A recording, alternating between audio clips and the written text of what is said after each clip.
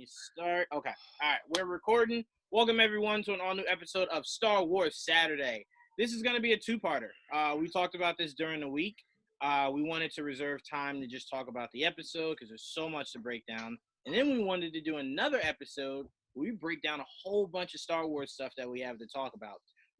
This is going to be a great week for us. We got this awesome episode. Tuesday looks like it's our finale for May 4th. Also, Rise of Skywalker is on Disney Plus. I'm hearing we could get some Mandalorian Season 2 news, whether that's when it's going to be released, details about it, stuff like that. I do not believe they have started shooting. Last thing Rosario Dawson said is that her being Ahsoka wasn't even official yet. So if that's not official yet, you didn't start shooting. So we will not get Mandalorian Season 2 this year, unfortunately.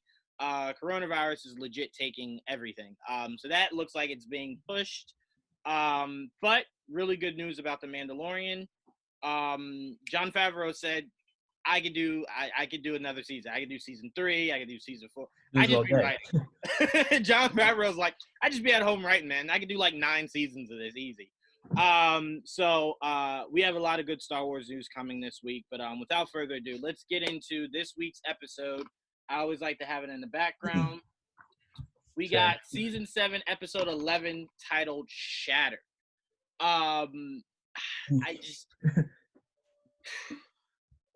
This show, I said it last time when we were doing our podcast, I don't think I've cried more watching something than I have the second half of this season.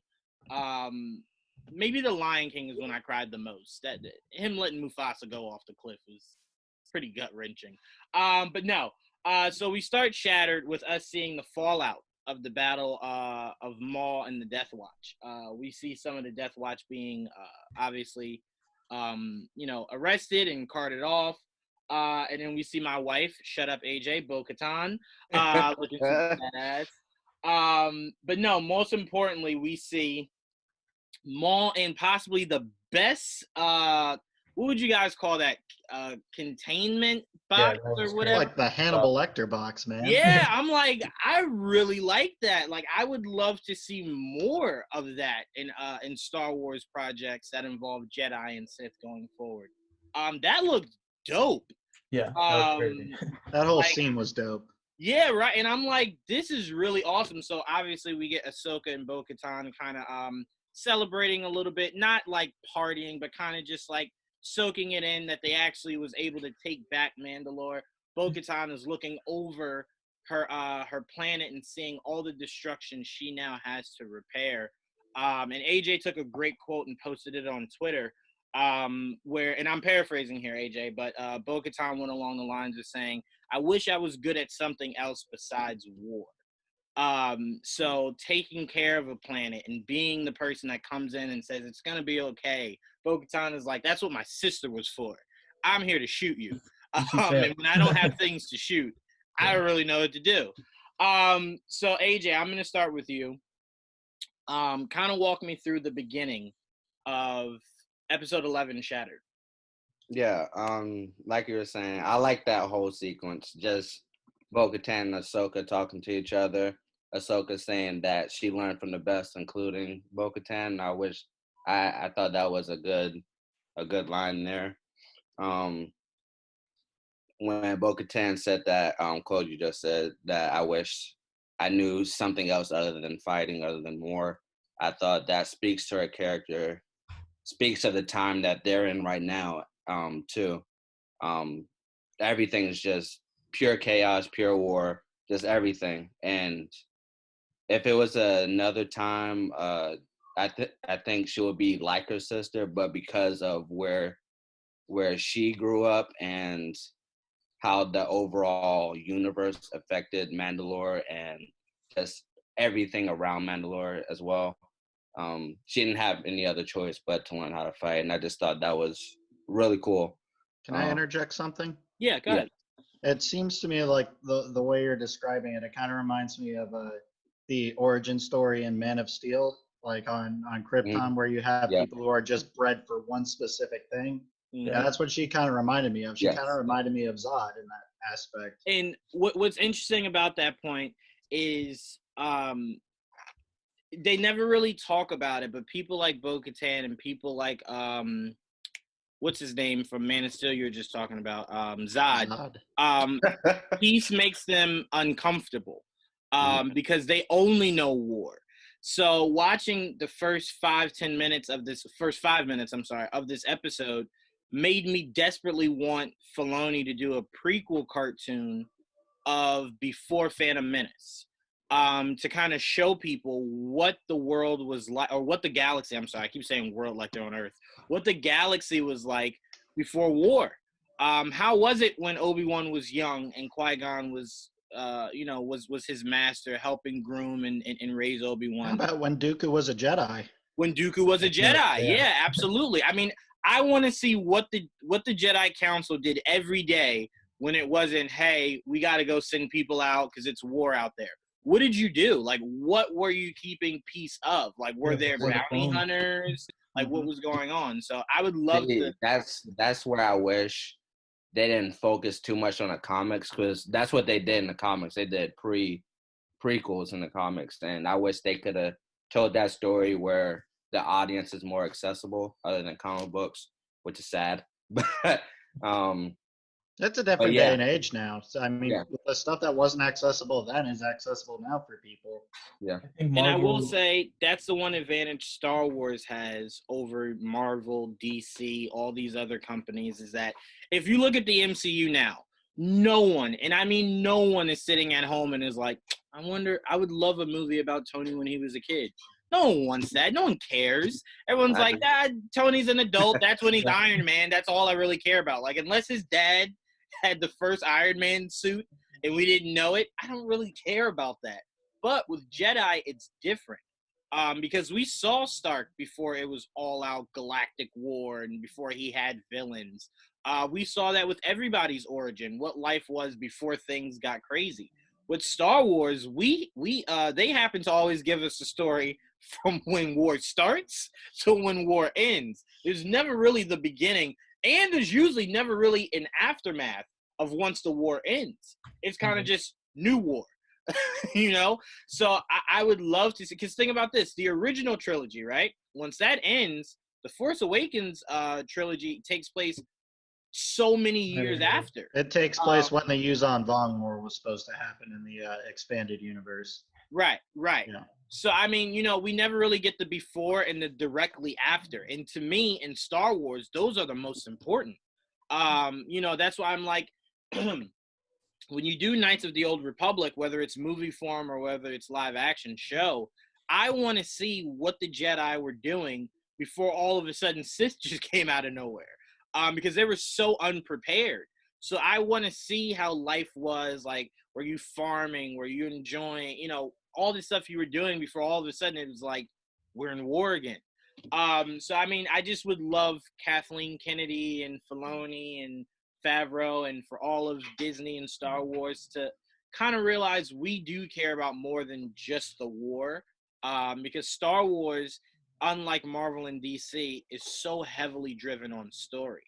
As much as people like to say, oh, it's just the visuals. No, I come out of Star Wars movies and shows and I kind of go, that was a better story than some of the Marvel comics I've read. Well, it's because there's a world we don't know. With Marvel, there's a world we know. Obviously, the craziness that occurs in that we don't know, but then we see that on screen. But like before all that, there's not really, like, we kind of know. We know what's going on. Like, it's Earth, all right.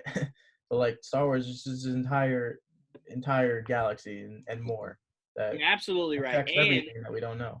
And I think what's so special about Star Wars is, and I know at one point or another, all of us felt like this, they seem to focus in on characters that are way too popularized. So there is a whole generation that is looking at Bo-Katan, Jar Jar Banks. But no, people look at Bo-Katan and think, oh, this is the first time this character's appeared. And it's like, no, Bo-Katan's been around, but we've never seen Bo-Katan because they don't really focus on many people. Let me go ahead and defend Jar Jar, because while I hated him as a kid and like was the main thing I hated about the Phantom Menace and was the reason why I didn't watch it as much, I've actually really come to appreciate him like I read like the story of what happened to him after like the Galactic Empire, and like he became an outcast again and then a street clown. And I'm just like, if that's not the saddest fucking story I've ever heard in my life, I'll say this. I I appreciate remember when it. I remember when someone first told me like, oh, it was this whole theory about how Jar Jar Binks was like a He's a Sith Sith Lord. Lord He and is. was behind everything. I remember as soon as he told me that, I'm like, you're an idiot. Shut up. That's stupid. And then I watched Phantom Menace again. Yeah. And then I watched how Jar Jar Binks almost instigated, if not started, almost every single event.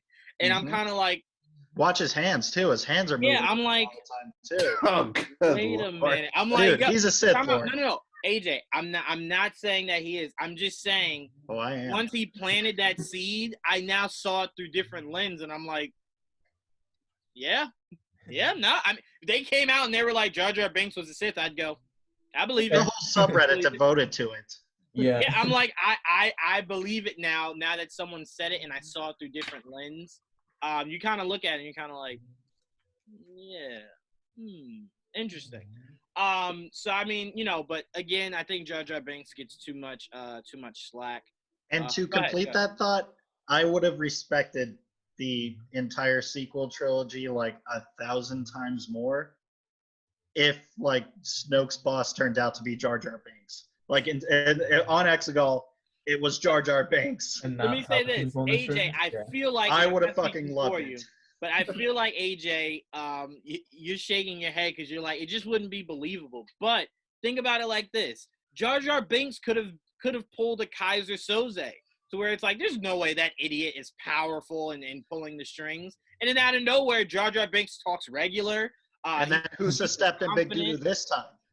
Exactly. So I'm like, stupid. There is a world where you look at Jar Jar and you're like, he could have been Star Wars' Kaiser Soze.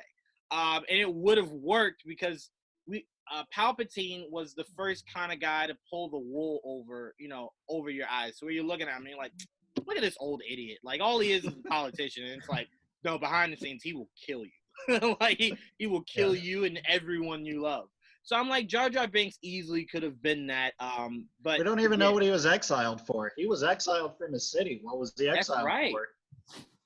Obviously, he's a Sith Lord. I'm just saying, AJ. He's a Sith legend. Just saying, man. There is some smoke to that. I'm not buying it. No. AJ's not convinced. All right, I'm just saying, man. Kaiser Soze. But all right, 99. I want to go to you. AJ was kind of walking us through his thoughts on the beginning. Did you have any other thoughts to add to what AJ was saying about the beginning episode?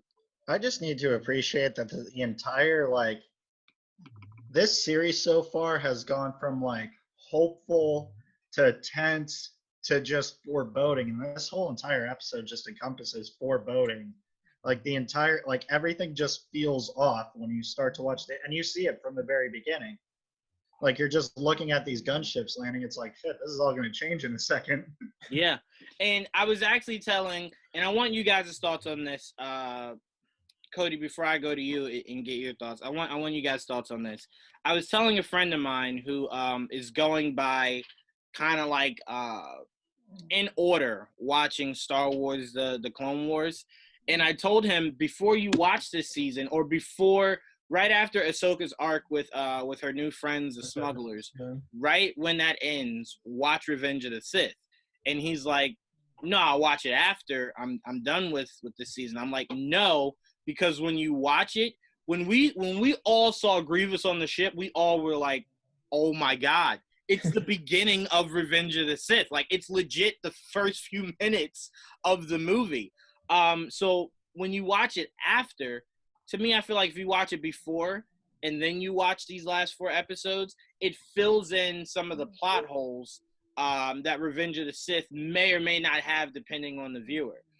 So I'm like, watch it before, and it makes you appreciate these 4 episodes so much more. But I feel like if you watch the movie after, you then have to go back and watch the 4 episodes again, because you're like, oh, no, hold on. Let me watch that again, see if I missed something. So I'm kind of like, watch the movie first, then the episodes, and then everything is good. It all fits into the puzzle properly. AJ, I'll start with you. How would you tell someone to go about this? Would you tell them Revenge of the Sith first, or after these 4 episodes? Mm. Are they first starting out with Star Wars, or is it just No, these? like he's seen the other seasons. He just hasn't started this season. Okay. Has he seen Yeah. Star So Wars I'll in start. general? Say What it was that? again. Has he seen Star Wars in general? Oh Has yeah, he yeah. seen? Oh, No, okay. he's into Star Wars. Not as much as I am. Like he's more so into Marvel and DC. I lend on him a lot with some of that stuff. But Star Wars is my thing. Like I love it. I live and breathe it. That's why when I found out AJ loves Star Wars, I'm like, perfect. Someone to talk to about Star Wars with. No, he is very much into Star Wars. He knows about it and everything. Gotcha. Yeah. So I would go Revenge of the Sith. No, part of Revenge of the Sith, then pause it. Then go to Clone Wars, then pause it. Then Around. go to Revenge. Well, I'm saying someone needs to cut together a massive They are. cut of Someone's Revenge of doing the that on Sith. Reddit. Yeah, I saw that. I can't Yeah. wait for it to come out because I'm just like, this is perfect. I It's mean, gonna be a 3-hour thing. I would Yeah. never tell someone to start it, pause it, start it, pause it, start it. You Pause have to it. have multiple TVs. Look, Yeah. I would multiple just things say, going. TVs. I would just say, if you watch the movie first, all the show does is fill in some of the. Well, I wonder what was happening during blah blah blah, or I was wondering how this I said ties you gotta in. pause it. The Just show start ties on it in the perfectly. TV. To me, that's a lot. I would never ask someone that isn't as dedicated to Star Wars as we are. I would never ask someone to do that. But I would say Revenge of the Sith first, and Revenge of the Sith series. In these Juan, you last shouldn't 4 be. episodes. Yeah, You I shouldn't be agree friends with with that. anyone I was not just playing dedicated as around. much. But 99, how would you go about it? Would you do the movie first, then the last 4, or last 4 then the movie? See, I'm of the same mind as AJ. I just gotta have this shit going simultaneously so I can fill in the gaps. So I could be like, this is going on. Yeah. So wait, okay, we'll get to that part as the episode progresses. But I do have a question to you two, since you feel like that about a certain part later on. But Cody, how would you do it? Movie first, then the last 4, or the last 4 then the movie? I agree with them. I would. Well, I think I would. I personally would cut it together. If someone wasn't already doing that, that was gonna happen. I was gonna do that, and then and then watch it. Obviously, to watch it the first time though, like if I'm thinking about it, watch the first time. I definitely watch the movie first, and then. But if I had the ability, like if I knew to do it, I was gonna cut it together and then watch it all together, because that'd be awesome. But I would definitely watch the movie first. It's like a director's Just again. cut. Yeah. That is the longest director's cut since Longer than a All Watch It. Tarantino one. I'll watch Yeah. it. Yep. We Once would the all movie watch it. theaters I can't open, lie. Once the movie theater's open, just bring it onto the big screen. Exactly. I'll sit there. If I sat there for 3 hours for freaking Endgame, I can sit there for 3.5 hours for Star Wars. Yeah. You know what's crazy about that? When I saw The Dark Knight the second time, because the first time it was kind of just like I think my dad took me at like a midnight release. I was a little tired, so I fell asleep. The second time I saw The Dark Knight, it does not feel that long. Each time I watch Endgame, I'm like, oh my God. It's like, what hour are we on? It's so long. That's me with The Irishman. When I watched I had to pause it. Dude, that was stop such a it, good and movie. then watch it the next day. I could Time not out. go on forever. I'm out. The difference, though, is, AJ, the difference with sci-fi doing 3-hour movies and something like The Irishman doing 3-hour movies is The Irishman is heavily driven on dialogue. So you're That's a being very good talked. movie. Oh, You're being no. talked down for 3 hours. What's that? Silence was 3 hours long, and I thought it just flowed on perfectly for me. I just watched it through. God. I watched it throughout. That's Irishman was just a snore fest for me. That's love what I that thought movie. Silence was. I'm sitting through Silence, and I'm just like, I was engaged the whole time. God, now I want to watch The Departed. The party was nice too. I The love party that. didn't feel long either. Yeah. I mean, Oh, that was a long ass movie.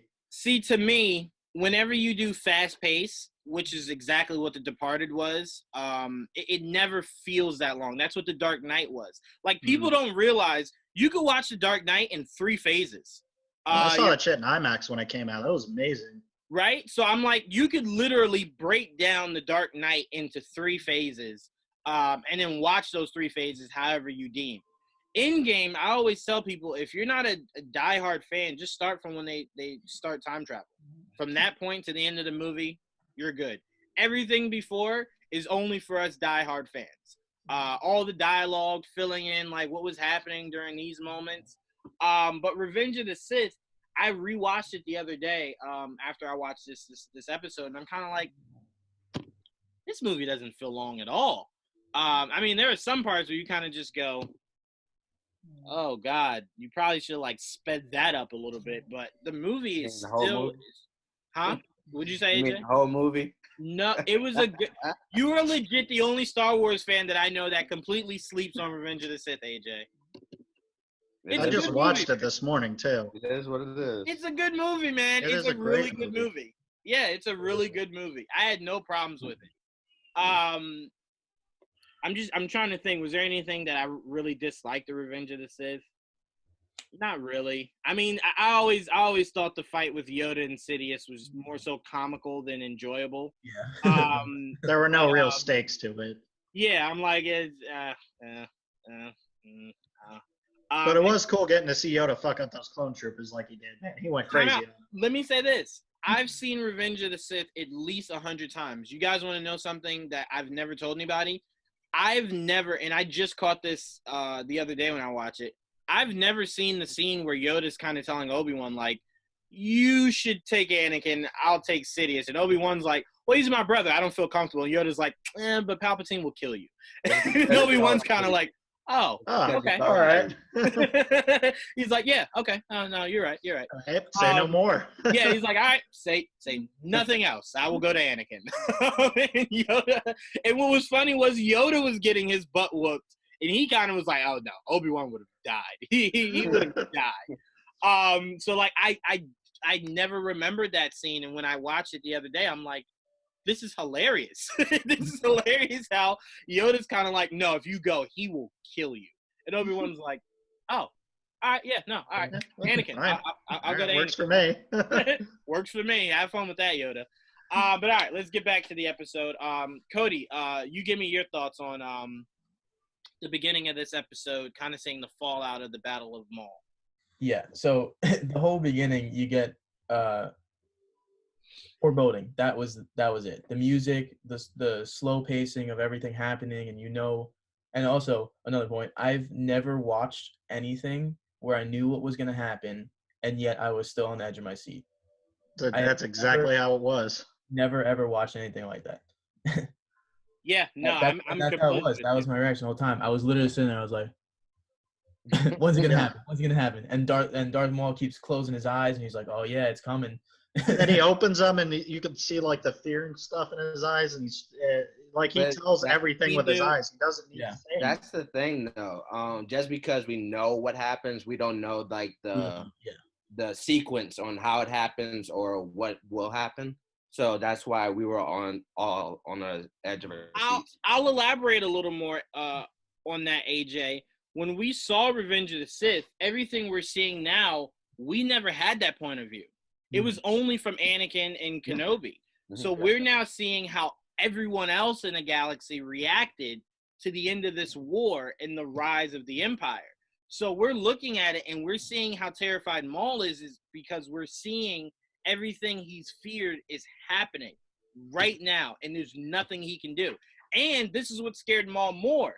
Maul was starting to feel that he was being taken to the very person that was going to kill him on sight. Like, there is no more Jedi Council that was going to say, hey, we're going to put you on trial and, go from there. No, soon as he landed, Sidious was going to be like, all right, do me a favor, put a bullet in his head and let's just keep this moving.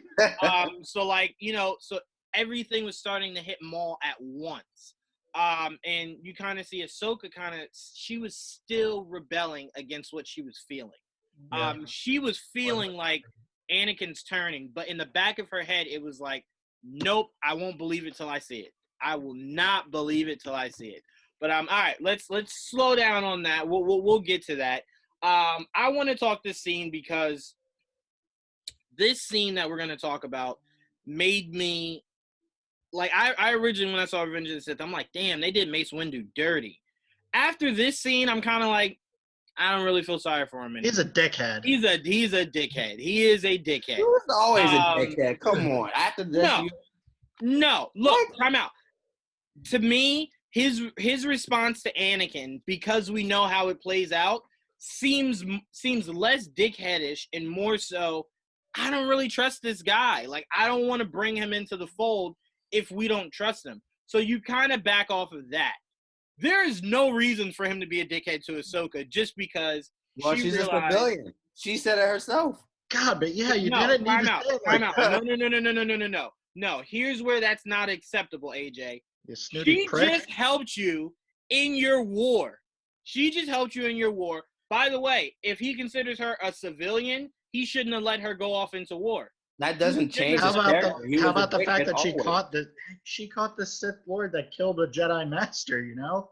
Okay, but it doesn't change his character. He was always like this. I don't know. No, he was a dickhead in that episode. What I'm saying is, AJ, when you watch Mace Windu throughout the Clone Wars series, he is not a dickhead like he was right here. He was nowhere near that. Nowhere near. Remember, he was even forgiving Boba after Boba tried to kill him. He was saying how, let's take this kid in. I know what he's going through. He saw me kill his dad. Let's see what we can figure out here. He was very, very giving to a situation where I would have took the lightsaber and cut that kid's head off too. He was very remorseful in that situation. Here, he just kind of like a dude. He's kind of just like, don't nobody talk to this fucking civilian. Hang up. Like, what the fuck do you think she talking to? Hang up the phone. So I'm looking at this and I'm kind of like, I'm kind of glad you got thrown out of that way. Yeah. You know, humble yourself. Serves you right, dick. Yeah, humble yourself a little bit. But no, I really like what this scene set up. It starts with Mace Windu saying he senses, a plot to destroy the Jedi. Yeah, this is a scene from Revenge of the Sith. This is like verbatim the scene from Revenge of the Sith. Yep. And what I always thought was hilarious about Jedi are, Jedi will feel some shit coming and then get surprised when it comes. Like the Jedi will be like, they're like the equivalent of the surprise Pikachu face. They sense something coming, then it happens, and that's their face. Like the Jedi will sit there and they'll go, I feel like someone's going to blow up this building. And then the building blows up and they go, someone just blew up the building. Yes, you were just saying you felt it coming. Why didn't you prepare for this? It was like, the point of having the Force if you're not going to use it, you dingus. So we see them having this conversation. And what I thought was even funnier about this is every other time we saw the Jedi Council have these meetings, it was a larger group. And this season was specifically cutting that down at every given point. Like, no. There is no full Jedi Council anymore. It's like 4 of us now, not including Obi-Wan. It's just us. And it's funny because just us are the only real Jedi you see get slaughtered in Revenge. Exactly. It's like Ki-Adi-Mundi and Aayla Secura there, and you're just like, these guys are about to get fucking murdered. Yes. And like can I say something really quick? What's the name of the female blue Jedi? What's her name? That's Aayla Secura. Okay. I was watching Revenge of the Sith. I don't know what these clones were taught. They shot her more than they shot 50 Cent. And I'm just like, one of those did it. Like, just one of those blasted her. Killed her. And like in the movie, before they go to like the next scene, they just keep shooting her. And I'm like, what the fuck? It holds over a leaf as you just see them unloading on her. I'm like, at some point, I'm like, look, I know she's a Force wielder, right? But one thing we know is Force wielders can't survive a direct shot to the head, the chest. So I'm like, I'm just watching that, and I'm like, they won't stop. I'm like, oh my God, she dies the worst of everybody. Yeah, at least the rest of them have like quick death. She just gets murdered. Think about this. They're like RoboCop. Think about this though. Plo Koon, they shoot like one of the engines out, and you kind of see it like crash. So you, in your mind, you're like, maybe he jumped out, maybe it was kind of directly on impact. It's still quick, right? The death is quick. To her, she could have gotten injured with like the first 10 shots, and then like she's just sitting through like the next 15. I'm like, they went RoboCop on her. They just like unloaded on her. I'm like, God damn, she did not deserve that, and she probably treated those troopers good too. Doesn't force healing exist, right? Yeah, exactly. The sequel Yeah, says she force was healing so exists.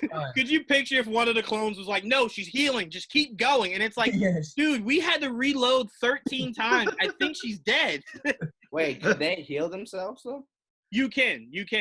Evidently, but I don't know. Like I don't this, think it's.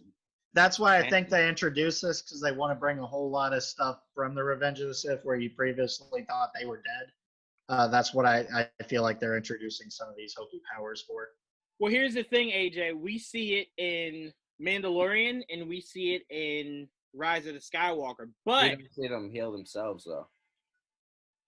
I mean, it's in the video games. It's got to be a real if thing. you could heal someone else, you could heal yourself. That'd be a waste of a power. If I could only heal others, I would just never use it. What the fuck I want to heal you for, and I'm sitting here dying. What the hell is that? picture you're like slowly dying with like your friend, and your friend's like, "Hey, can you heal me?" And you're like, "Yeah, I got you." You heal them, but by the time you're done, you die. It's like, oh shit, I didn't even have time to heal you. No, I want to heal myself first and then heal you. But to that, no one's really spoken about that before the events of Rise of the Skywalker. We've never seen that anywhere else, as far as live action or cartoons, to where you could just force heal someone else or yourself. It was in the know. Revenge of the Sith video game, though. I do remember that. Yep. You had to use By it the a way- lot on Mustafar. Slept on game. Very slept on game. It had an alternate ending where you actually kill Obi-Wan Kenobi, and then like Emperor Palpatine comes to give you a red lightsaber, and then you kill him too. It's just Yes. I want that ending. I loved it. But I always said if Revenge of the Sith was an open world game, kind of like Grand Theft Auto, but it took place during the events of Revenge of the Sith, it'd be one of the best games ever. Because there'd be so much for you to do. Picture if I rented it from DLC, Blockbuster a lot. But picture this. Picture if the DLC was you could now play as Anakin going around and killing everyone after he becomes Vader. It just That's your becomes DLC. Friday the 13th, the game, but for Star Wars. Come on now. Come on. We They would should do all be like in isolation for like a month. Yeah. Besides quarantine. That's like that Vader Immortal game. That's the whole reason I'm going to get an Oculus, just so I can have Vader Immortal. Exactly. So, I mean, look, I always pitch that. The Revenge of the Sith game was very much their version of an open world, so where you can kind of roam around a little bit. It wasn't like do this, do that. It was kind of. And like, it had a lot of good voice lines that were missing in like Revenge of the Sith. Because on Mustafar, when you battle Obi-Wan when Obi-Wan battles Anakin, like the whole time they're fighting, he's like, "Come to your senses, Anakin."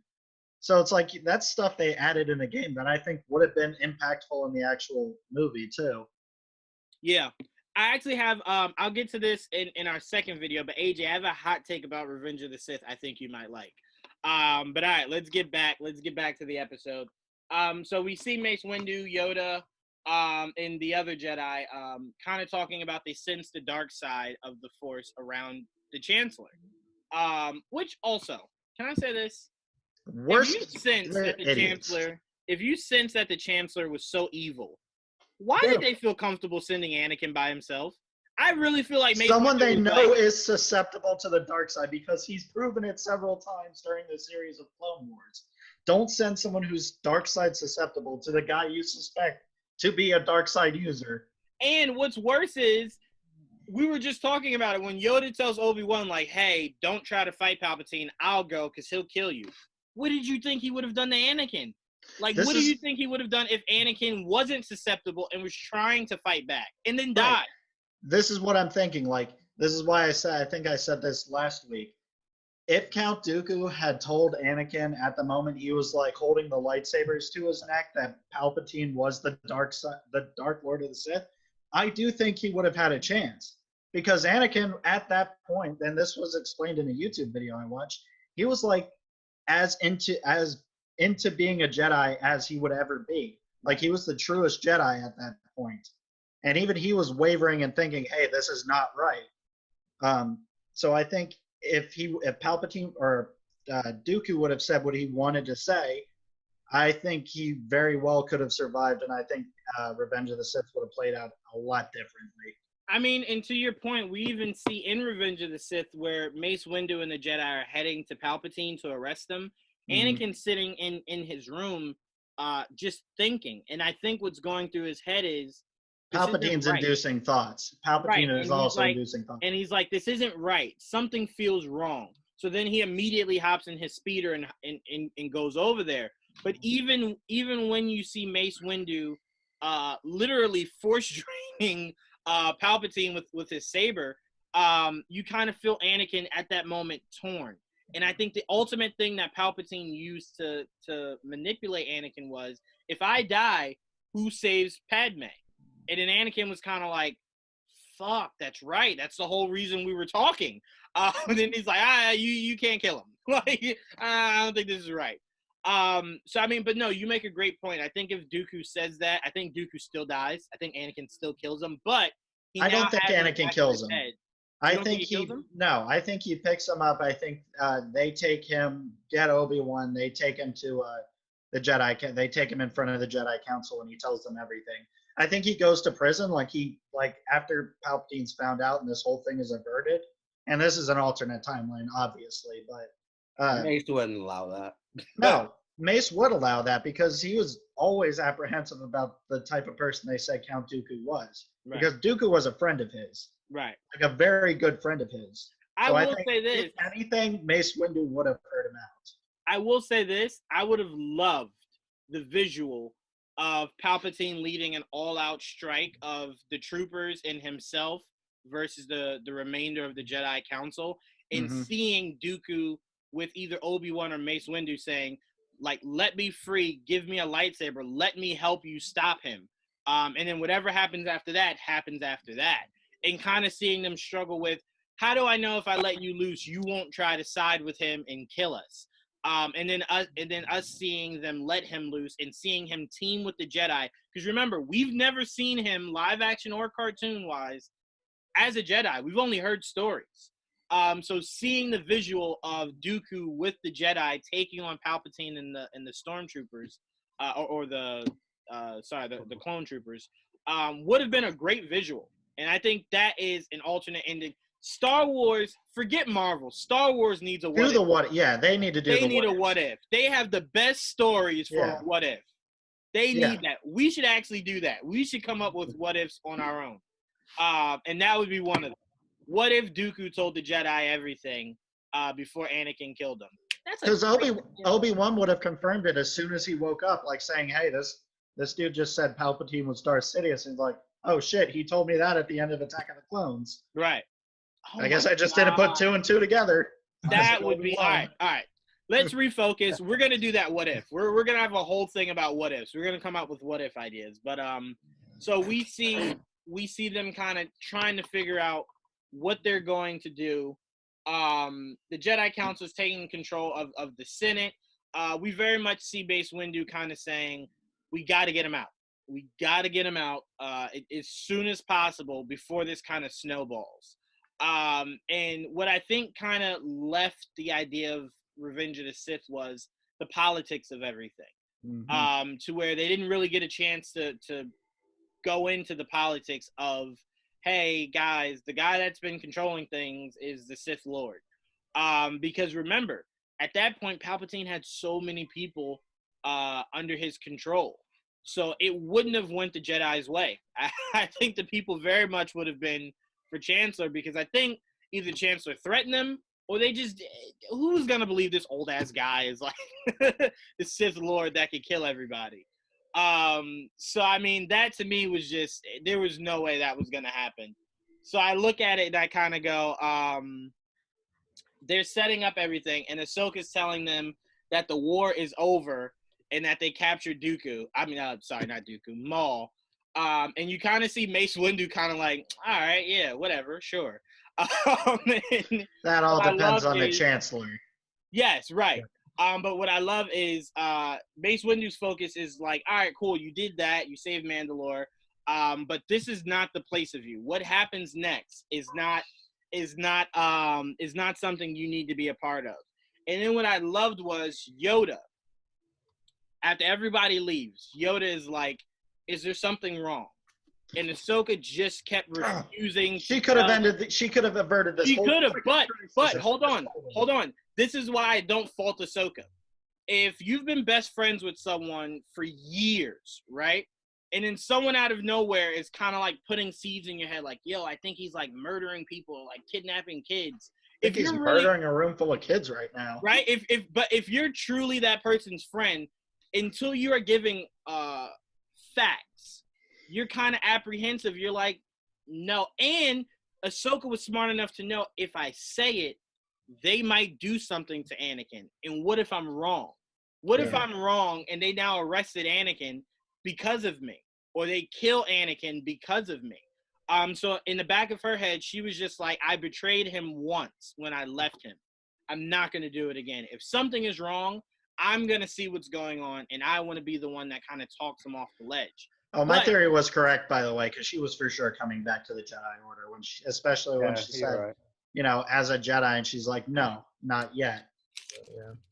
I think, here's why I'm a little apprehensive about whether or not she was going to come back. I think in the back of her mind, she still understood, even if she comes back, it's still politics.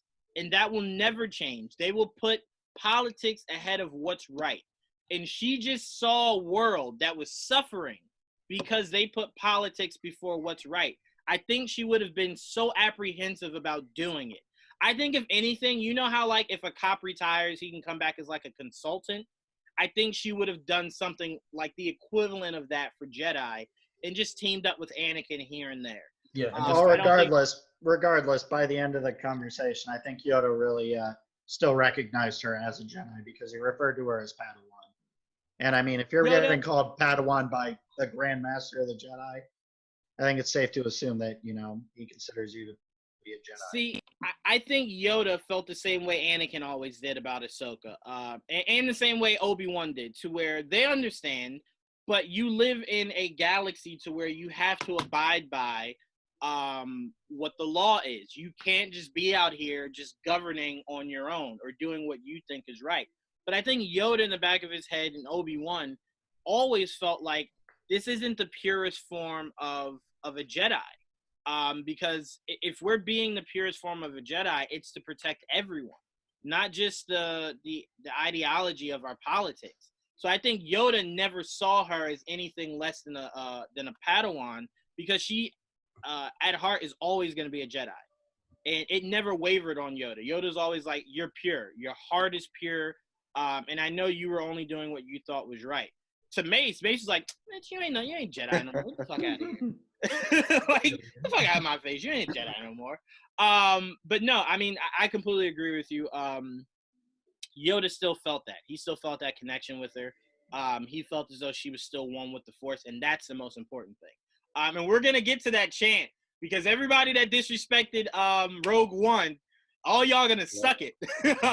But I want to start with you, 99. Walk me through the Jedi having that conversation. Take me through that, and then you can stop right before we see Maul in his Hannibal Lecter-like containment. Well, I mean, for me, it's just beautifully done. I think they had the same voice actors for Ki-Adi-Mundi. And if not, he sounded remarkably similar. It was just, it's crazy to see this is the same scene we saw in the movie. This is just from a different angle. And I think that's really dope. From a different angle, yeah. Yeah. No, I mean, to me, it was just one of those things to where it was like Ahsoka. I think in that conversation, Ahsoka was just reminded again. Remember when she spoke to Obi-Wan? Yeah. When she first got there and saw Anakin and Obi-Wan for the first time, how politics was met against an issue, and she looked at him and was like, "God damn it, again!" Like, I'm remembering why I left you. And then when it felt like things were going good again, Obi-Wan calls her right when they're in the thick of things with Maul. It reminds her again of why she left. And then now she's talking to a council that was very ungrateful of what she was just able to accomplish. She was reminded again why she left the Jedi Order. And that's why I said she would have struggled with returning, because at every point where she was like, this is home, this is where I should be, someone said something that made her go, I remember why I hate you. It's all coming back. I remember now. I know exactly why I can't stand any of you. So I mean, when you look at that, you kind of go, that's why. That's why. But I do love that we got to see that conversation. And I am really curious how George Lucas feels about how Dave Filoni has made Ahsoka so important to the story of Revenge of the Sith, Attack of the Clones. Because again, there was no Ahsoka in the movie Revenge of the Sith.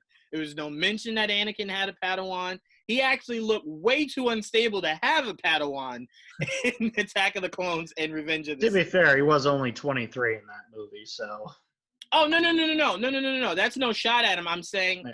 the cartoon made him seem way more stable Yeah. than the live action did. Mentally, Like the live action, you're kind of like, that guy turned into Darth Vader? I don't think Yeah. so. The movie, you were kind of watching him and you were like, yeah, no. I can see that guy killing kids. Like, I can't see this Anakin killing kids. You know, because we've been through such a journey with him being so opposite from what he's going to become. So you look at it and you're like, this guy's not going to kill kids. And then you watch it and you're like, oh, he's doing it. Oh, And then when you watch the Vader versus Ahsoka fight in Rebels, it makes it all the more impactful. yes. Yep. And see, that's what I love about Dave Filoni, and that's why I say he's the greatest mind of all of Star Wars, is because it takes a special individual to think of something that could make a story that a lot of people think is already great better. And you're now adding another depth to Anakin, to where it was like, you know, he wanted to be a great husband and father and a great Jedi. But more importantly, he wanted to be a great big brother, a great leader, a great motivator.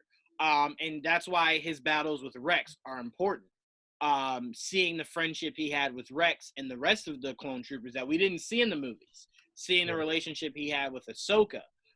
So it's like, you think it would make it even harder for him to be willing to turn because he would be losing so much. But again, like I always told you, AJ, he put Padme and them kids first, man. He said, fuck everything else. Forget everything else. I got to be a dad and a good husband. And I think the best way to do that is to kill a couple kids. Like, so what? Yeah, just kill kill a room full of kill them. your wife. Kill a couple kids, you know, completely choke my betray the wife. order that I Yeah. fought so hard to protect. Fight my best know? friend. Yeah, come on. I'm willing to kill my best friend. You know, who doesn't do these things for power? But no. So I completely agree with you. This was something that was so important to the story of Anakin, and I'm glad we got it. But AJ, I'll go to you. Walk me through your thoughts on this scene. Do you agree with 99, or do you kind of see it a little differently? No, I agree. I just don't think that. God, my mind is all over the place today. I just think with Ahsoka, I think, God damn, I can't even think right now. You might have to skip me on this one. AJ's like, I can't remember nothing. I can't think of it at all. So you want me to skip you? Yeah. All right. Cody, what were your thoughts on this scene, kind of seeing how things play out with Ahsoka, kind of letting the council know, I did it. You know, you guys fail all the time. I actually got my job done. And seeing the fallout of that conversation. And then more importantly, I am curious on your thoughts of the conversation Yoda had with Ahsoka. Because like 99 said, that is the most important conversation of everything we saw in Revenge of the Sith, because that conversation could have snowballed in success of the Jedi rather than the fall of the Jedi. You're saying if she had told him what if she had told him. I'm not saying, and again, I don't want to make it seem like I'm saying things would have 100% been different. Yeah. I'm just saying things might have played a little bit differently, even slightly differently, because maybe Obi-Wan can get to Anakin quicker. Maybe Yoda can try to reach him, or maybe Yoda's like, Ahsoka, you got to call Anakin right now. Yeah. Because again, where we're at in this scene, Anakin has not killed Mace Windu yet. Anakin has not become Vader yet. At this point, Anakin is at home sitting down, kind of reflecting. I think this is the moment where he's reflecting, kind of trying to figure things out. So he has not converted yet. So this is the perfect time to get a hold of Anakin and say, snap out of this, you crazy lunatic. Yeah. And instead, Ahsoka kind of bites her tongue, says nothing, and we know what happens from there. I think if Ahsoka had told Yoda what she knew, definitely, I think 99, you said that they would have done something, that Yeah. might have reflected poorly, and like they might have arrested him, and then she was wrong. But I think the other option was Yoda could have realized, like, okay, he was the chosen one. This could be the balance. It could be changing. He would have thought, like, oh shit, okay, this can really happen. He can be the Yeah. one who's gonna mess everything up. So I think maybe he would have sent unknowingly Rex, Ahsoka. Maybe Yoda would have sent them to go talk, or maybe convince, or just something to Anakin to support him and stop him from turning, especially after learning that from Maul. Which would have been cool to see. That would have been great. Another what if scenario. But I do agree. I think there's a heavy chance that her telling Yoda what she knew, and I think was Windu still on the call? No, No, he had just hung left. up. He had Yeah, just he had left. just hung up. So maybe not. Maybe Yoda would have been like, okay, like this is one-on-one. I'm talking to you. I know Anakin. I know you. Like, I don't know. But it also could have gone very badly if she had told him. I think maybe they could have Yoda been like, all right, arrest this guy. Like, let's get him away. Which even though Ahsoka wouldn't have felt like it, that would have helped Anakin more than anything. It would have. Yeah. He would have felt betrayed, but I think once Obi-Wan got there, found out what was going on, Talk to him. he could have said, listen, I think they think you're about to turn to the dark side. All you got to do, Anakin, is tell them that's not true. And I'm here to fight with you the same way you fought for Ahsoka. And I think just talking everyone down would have been better. I think, and here's the biggest thing that could have been a course correction. I think there is a possibility that once Yoda has that information, he then begins to put the pieces together of Palpatine trying to corrupt Anakin. And what if Yoda goes to Palpatine instead of Mace Windu and the other Jedi? If Yoda goes there first, Or if Yoda goes with all of them. If Yoda goes with all of them. Mace, he goes with Kit Fisto. He goes with the two other red shirt Jedis who have names. I can't remember them. They get killed super quick. And Obi-Wan and Anakin. I feel like if all of them went, Palpatine would have never stood a chance. He would have probably escaped and initiated Order 66 so he could get away. But then if you retroactive that, it cancels out the original trilogy, but it kind of sets up for a sequel trilogy because that's like, you could just retcon the whole original trilogy out of the water with that line of thinking.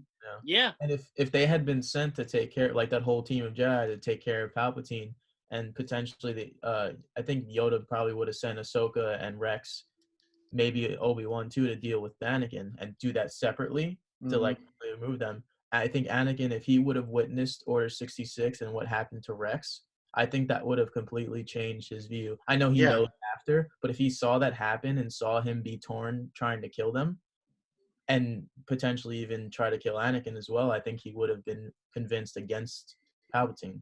And there's a story to reinforce that too. And because once Anakin became Vader, like he didn't want anyone knowing who he was Anakin Skywalker. He wanted nothing.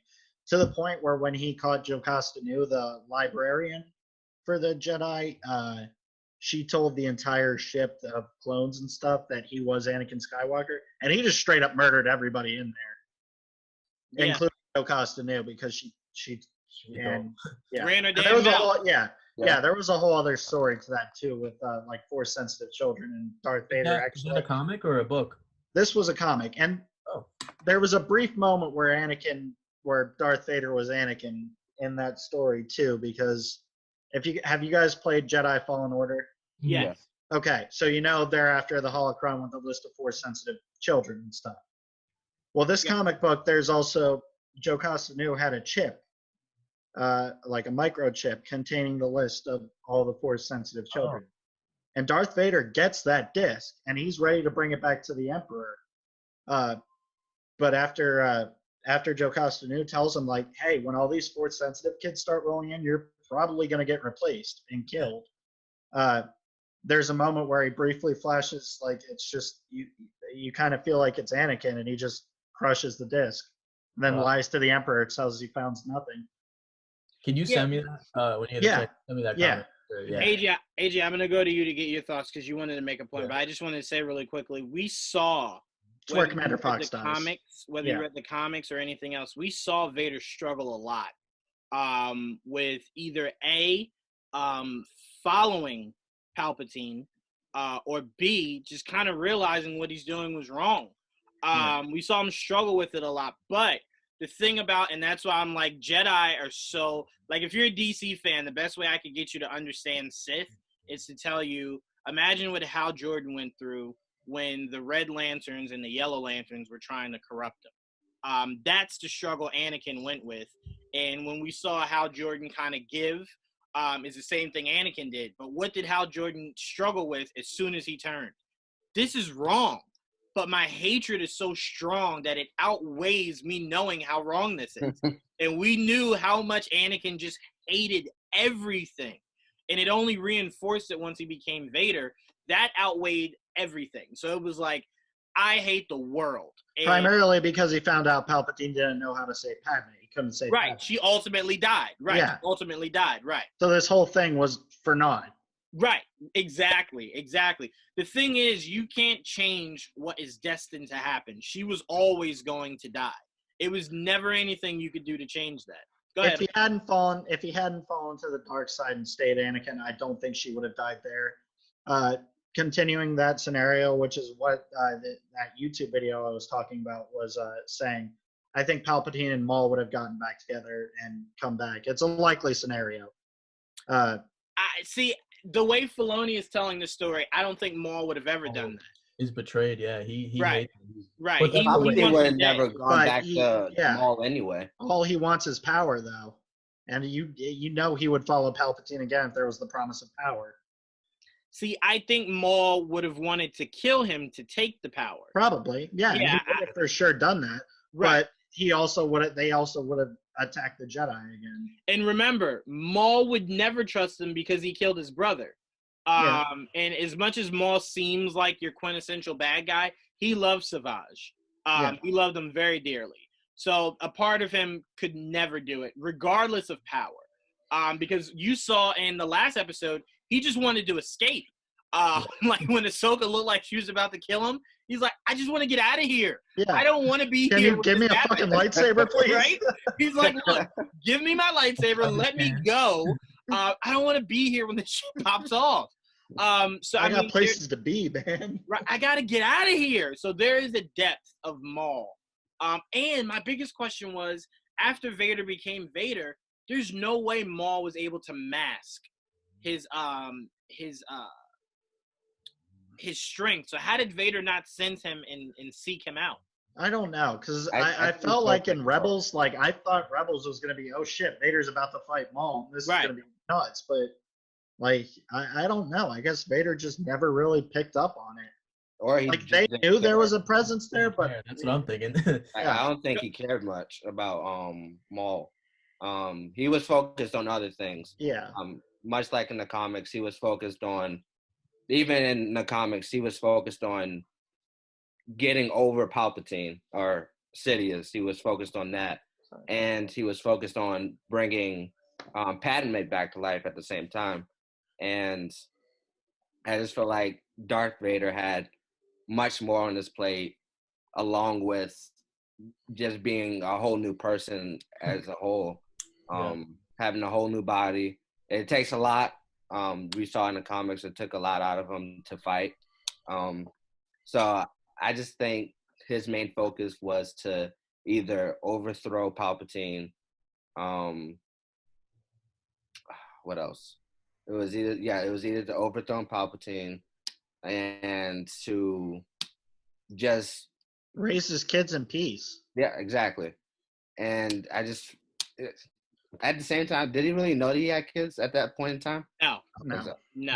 He just wanted to be the best husband, which was brought up on one, because I watch a shit ton of Star Wars videos, so this is just stuff I happen to know about. That scene on Mustafar where he's crying and stuff, it's partly because, hey, this is not who I was supposed to be. Like, I had such a bigger plan in life, and this is just so far from it. Yeah. He didn't want to become Darth Vader. He just didn't have any other option, which, again, I think Palpatine was manipulating the whole thing from beginning. Oh, even Maul says this. I don't think Padme was ever really in danger until he fell to the dark side. And she saw that that person she knew and loved was just gone. Yep. No, you're completely right. But I want to get back to the episode. We obviously see Maul in the beautiful shot of it kind of zooming into him and him opening his eyes. I would love a horror movie about Maul. This certainly was a horror movie. Yeah, like I would love a horror movie of Darth Maul, even a horror series, where you kind of get a little twisted. You kind of get, and I think about this, like I think James Wan visually could do this great. Remember when Filoni showed us when Savage found Maul and he was insane? Mm-hmm. I would love seeing you do a live action movie having Savage trying to help Maul, recover. As long as he's still played by Clancy Brown, because I gotta have Mr. Krabs as Savage. Yes. I'm with. See what's difficult about that is I'm not a fan of you having this big brolic guy as Savage, but he has someone else's voice. Like I despise that. It's got to be Ving. If it's a live action, it's got to be Ving Rhames. Ving Rhames could pull that off easily. Yeah. I'd be fine with that. I'd be completely fine with that.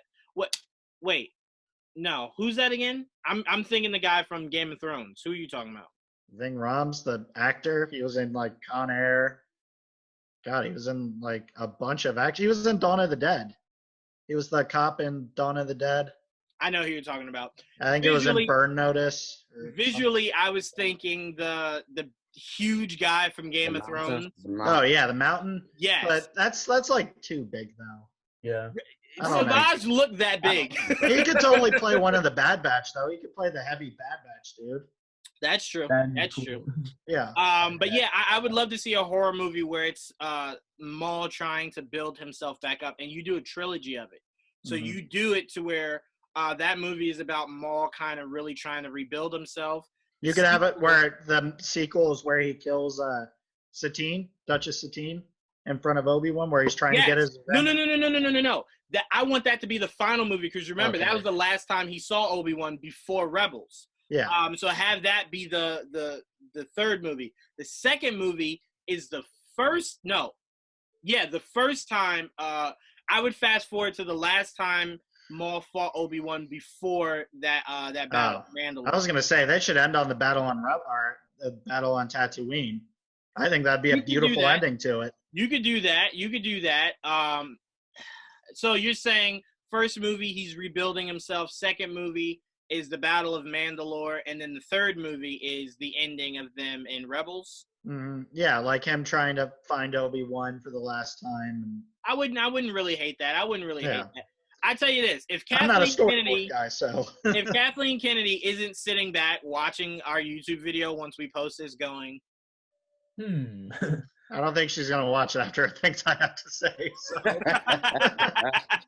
I don't think we have to worry about that. I'll put a disclaimer. We already got it. I wouldn't want any of that because we already got it.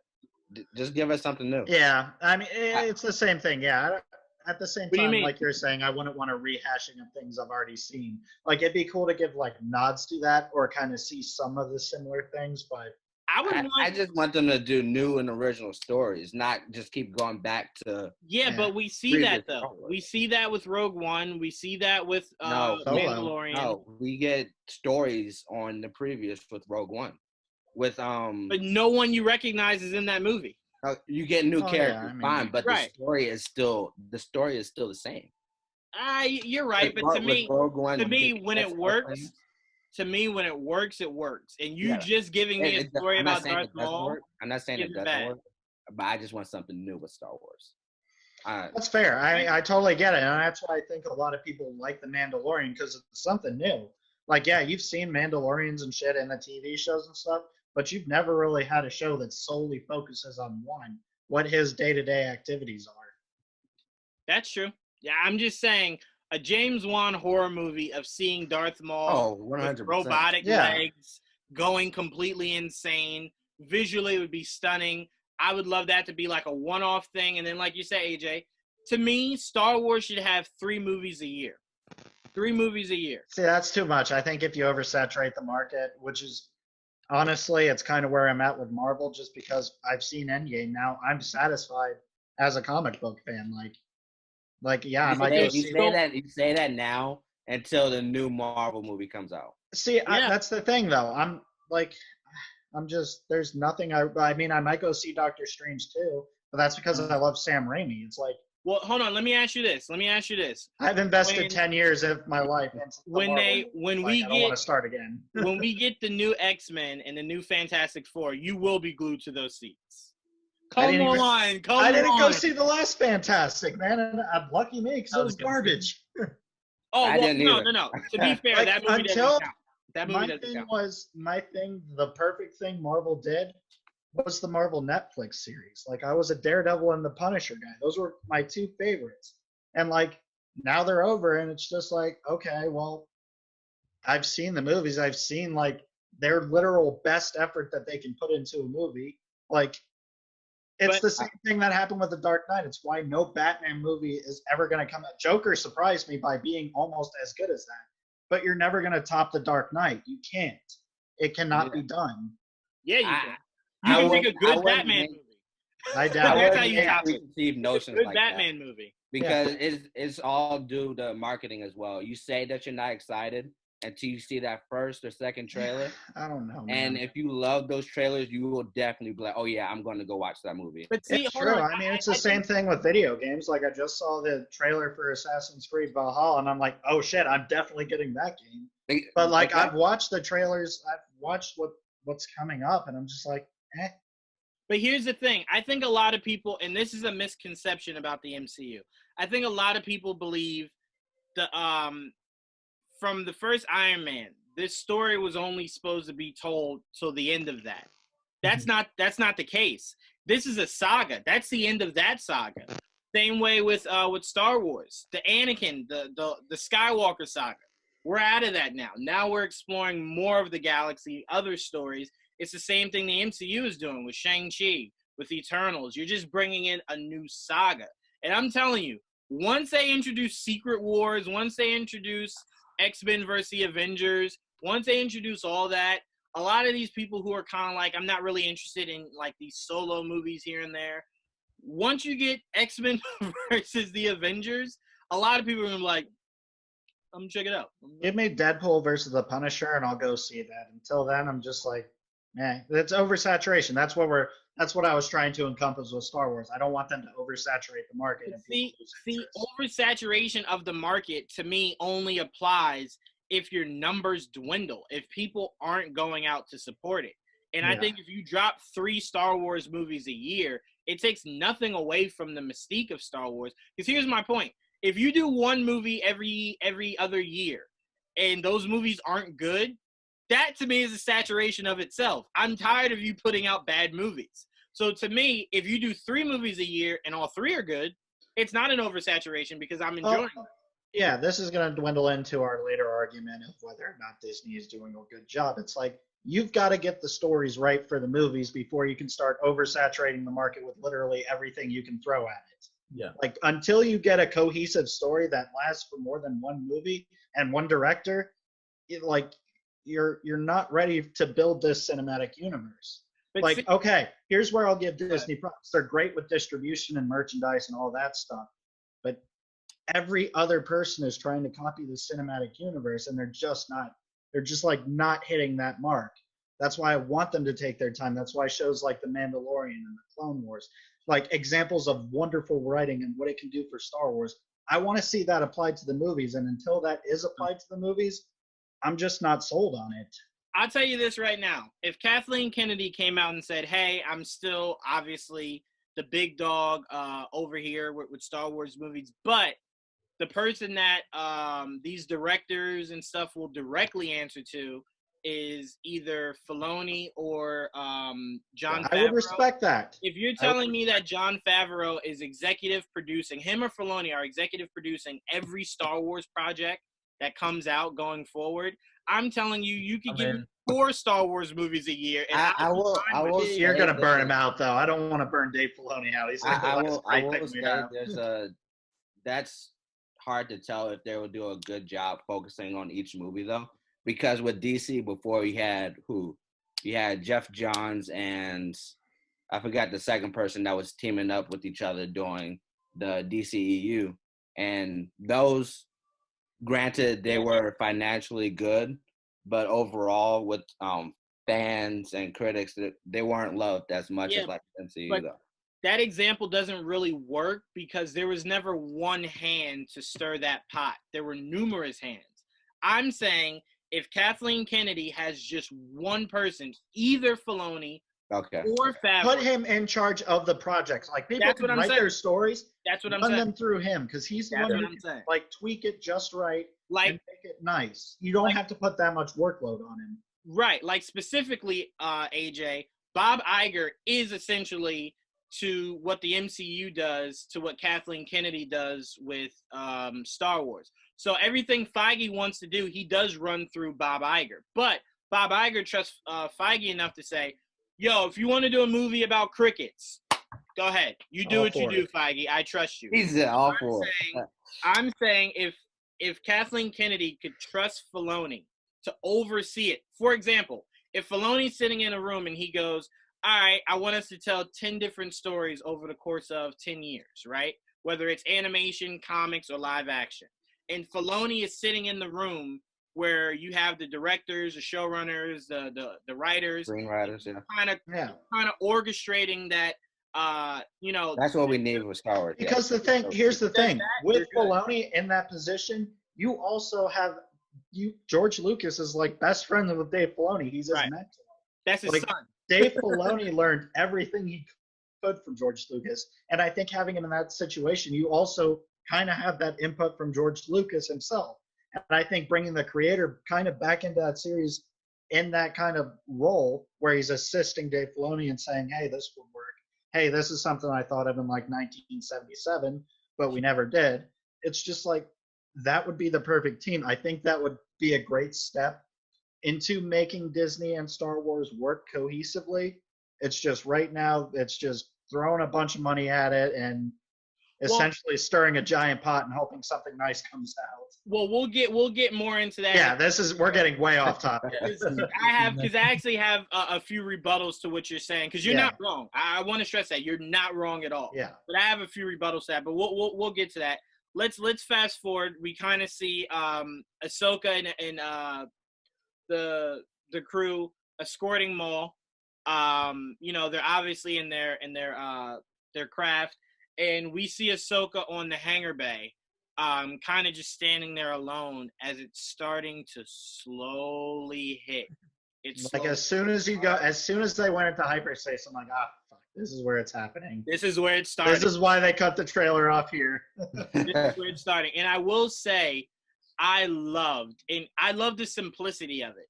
Like when he delivered saying Order 66, it wasn't like a Order 6. It wasn't like it didn't really hit, but it was Order so simplistic that it worked, right? Because it was only meant. Because when you see Revenge of the Sith, you get the full effect of it. This was only supposed to let you know this is where in the story of Revenge of the Sith that it's happening. And it was the most emotional scene in the entire episode. Oh, 100%. 100%. So you see the words Order 66. And then you just see Rex just say, yes. Yes, Lord Sidious. Yes. And when he said that, I was like, no. I'm like, no, come on, please. Not Dad Rex. No. I told you. You were right. You were right. We were all kind of right in our assumptions of how he would survive this. Right. But specifically, AJ, I always give you your credit, man. Yeah. I'm not like that. Always give you your credit. You were right about that. Specifically, you actually said what happened here almost specifically.